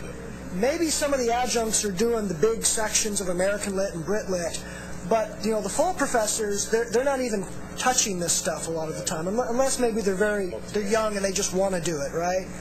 I mean, we're not saying anything people don't already know here, right? This is common knowledge. It just works differently there. So what I plan to do to address this is, for each group, I'm going to have a list of sort of mandatory or required courses. These are the courses we're definitely going to address. That would be Comp 1 and Comp 2. And then I'll have a list of optional courses. And basically what I'll say to the group is, okay, here are some additional courses in your discipline area. If at least a majority of you feel that you work on this and you're competent to review this and work on this, then we will. But if too many of them say, James, I just don't do this, this isn't within my field of competency and I don't want to tackle something and sort of misrepresent my own discipline, then we'll just push those aside and we'll focus on the main courses for that discipline area. So I'm thinking the main courses for English will be Comp 1 and Comp 2, and the optional courses will be something like either British Lit or American Lit, those two course sequences. The next group will be government, political science. And for this, we do have some mandatory and optional courses. The essential courses here are going to be our Government 1 and Government 2 sequences. And here I have some marching orders. For years, Texas has, students certainly have labored and suffered under a system whether there is a law saying they have to complete a 2-course government sequence. And our institutions have responded with 2 different course sequences which are not mutually compatible, or at least not all the combinations are mutually compatible. So, at long last, I hope that by the end of this year, we will begin to see the end of the 2 competing government sequences. And yeah, I hope you're all happy with me, because you realize that half of you are going to have to change. Half of you will have to change, no matter which way we decide. It's about... that's what I'm hoping I'll hear. I think everyone's kind of sick of this situation. Everyone knows it's our #1 student transfer problem. When the Transfer Issues Advisory Committee studied this issue back about 8-9 years ago, TACRO said this is the #1 transfer problem. As long as James and I have been working on this has been something we turn to each other regularly and say, if only there were some way to fix this. Yeah. I think this is our opportunity. Dr. Stevenson has told me, do this. Completely unambiguous. Do this. Get this done. So this may be our greatest challenge, but I intend to see it through. Can I make one comment on that? Absolutely. There is, especially since you're focusing on dual credit, most dual credit students only take one of these government classes, and it really puts our dual credit students in a bind. Because if they don't go to a school that teaches that sequence that their community college did, they're stuck having to take that extra government or that extra hour or whatever that university does. So if you want to throw that in there, because we're really hurting our dual credit students. We're with you. Absolutely, absolutely. And then as sort of optional courses, there'll be 2 other courses in there. Government 2107, that's that 1-hour sort of bridge course. That's really either for students, Texas students, who took that wrong sequence and didn't get all the content. That way they can just take a 1-hour course. It's also really good for students that are transferring to your institutions from private and or out-of-state institutions. And they're not going to have covered the Texas Constitution and Texas topics. This course gives them all of the statutorily required content in 1 hour. And then the other course will be Government 2304. That's just Intro to Political Science. Okay, moving along. The third discipline group will be history. Again, this should be pretty obvious. Like government, history is statutorily required. It's in all of your core curricula. It's in all the university core curricula. So we might as well go ahead and tackle that. That'll be History 1301 and History 1302. Along with that, because a lot of students also use it to satisfy statutory requirements, it's an allowance in the law, I figure we'll go ahead and try and tackle Texas history if our history faculty feel that that's within their means. We may also want to tackle another sequence that commonly ends up in core curricula. This is really more often for a humanities requirement, though, and that's Western Civ 1 and 2. That'll also be an option within this category. Okay, moving along, area 4. And this one's going to be, I hope, blessedly simple. Economics. Very simple. 2301, 2302, macro and micro. Now, we're doing this, even though it doesn't rank real high on the list of ACGM courses, it's down around 60 or 70 something, out of 300 or 400, that's still fairly high, but not real high. But it is very high on the dual credit list, because economics is a high school graduation requirement. So we're going to go ahead and take care of this, too. And that's it. There won't be any optional courses in this area, unless you guys would like to suggest some. None of the other courses are commonly used in four-year degree plans or anything like that. They're not critical transfer pieces, to my mind. But I'm ready to be educated if you feel otherwise. Course group 5 will be mathematics. I think this one, again, you can see why this is essential.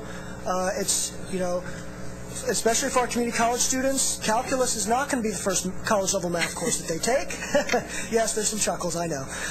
Yes, it's probably not going to happen for most of our community college students. So we're going to tackle college algebra, pre-cal. Those will be our 2 essential courses. We're definitely going to do college algebra and pre-calculus. And then, for optional, we'll try and tackle plane trigonometry and statistics. Those are also pretty commonly utilized. Not quite as commonly as college algebra, but I think they're worth tackling. And to my mind, it seems like the math faculty maybe are a little less separated. Again, English is my area, so I know well. There are people that only do comp and rhetoric, and there are people that only do literature. But in mathematics, I'm hoping that you'll have these lower division type courses, that'll be more common for math faculty.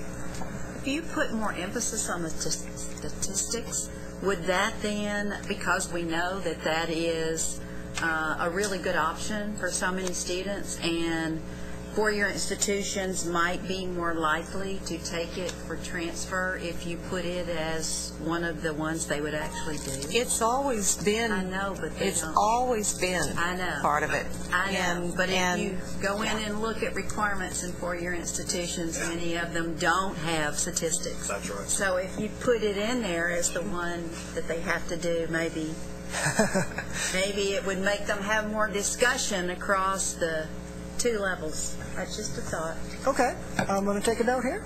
Thank you.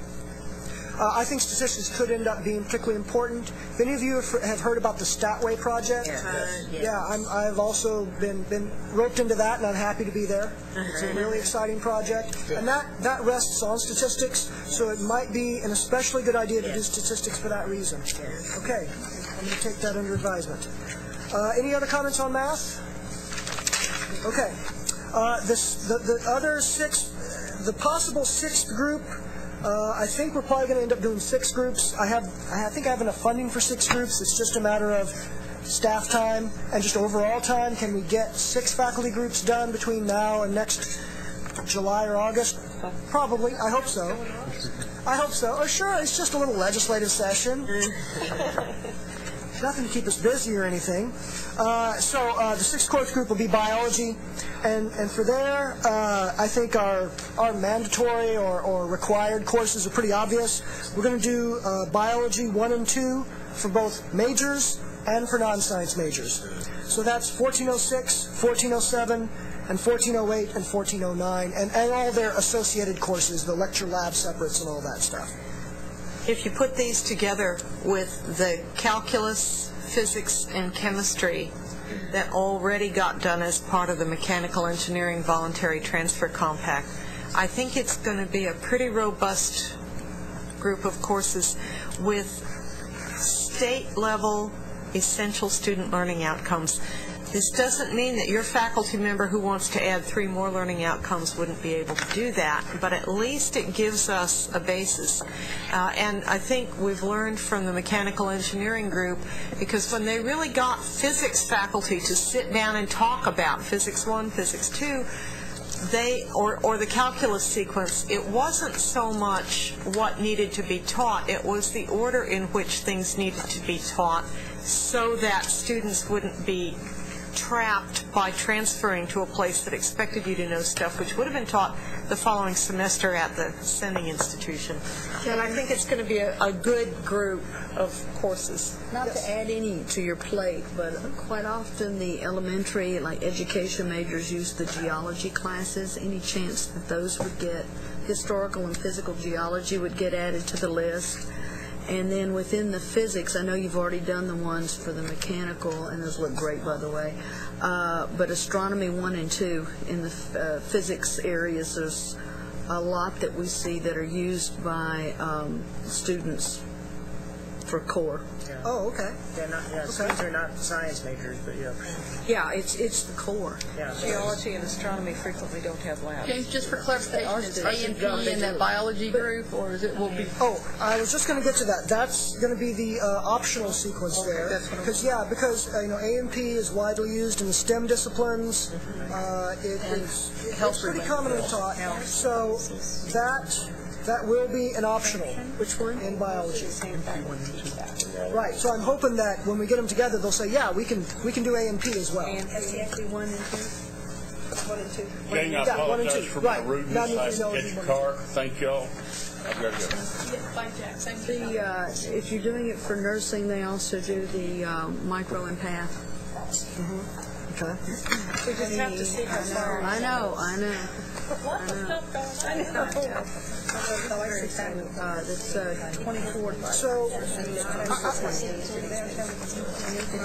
looks like you guys are probably just about ready to wrap up. 3 o'clock your end time? Yes. Okay. I'd like to close on this note, which is, dual credit. Dual credit's been taking a lot of flack. It's in the spotlight right now, and the complaint that I hear when I hear complaints about dual credit is it's all over the place, and in some places it's just not very good. And when you try and pin them down and say, well, okay, where is it not any good? Well, then people fade back. Maybe they don't want to hurt feelings or such. But I think this is an especially critical issue for community colleges. You guys are doing the heavy lifting on dual credit. You teach by far the overwhelming majority of dual credit hours in this state. And so if people are fairly or unfairly maligning the quality of dual credit, that's some of your bread and butter there that's being cast aspersions upon. And I think developing specific learning outcomes for these commonly dual credit courses is our first step towards proving the quality of dual credit. Because after this is done, we'll be able to say, look, we know we're teaching the same stuff as the universities require because we had their input on this. Yep, absolutely. That actually meets another issue that we're all dealing with, and that's TXBSN. And TEA is trying to mandate TEKS. Yeah. Right. Yeah. Yeah, we've been in discussions both with the TEA and with legislative faculty about getting them to change the way that some of the statutes read so that it will basically say if you take a dual credit course, you have, by definition, met or exceeded the TEKS. There's no need to include high school level outcomes in college level courses. That's something we're working towards. We're not there yet, but I hope we'll get there. Okay, thank you very much for your time. I'm going to go ahead and let you get on home. Thank you all very much. Janet, you're going to provide the PowerPoint versions for the court I version. sent a few of them. I don't have the report on my computer, but I have it right back here, so I'll load it up right now.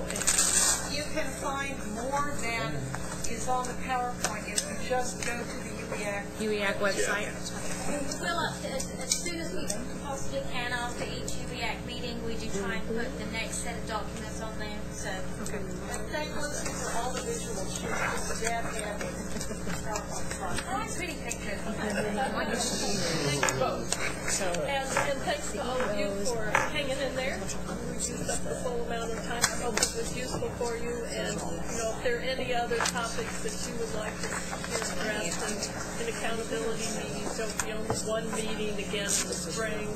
Probably depends on what's going on with our reservations here and down with the session. But I always like to use much of what's going on here as possible. So give me ideas. Very helpful. And thank you. Thank you very much for coming. Thank you, Janet. Thank you. Bye, Joyce.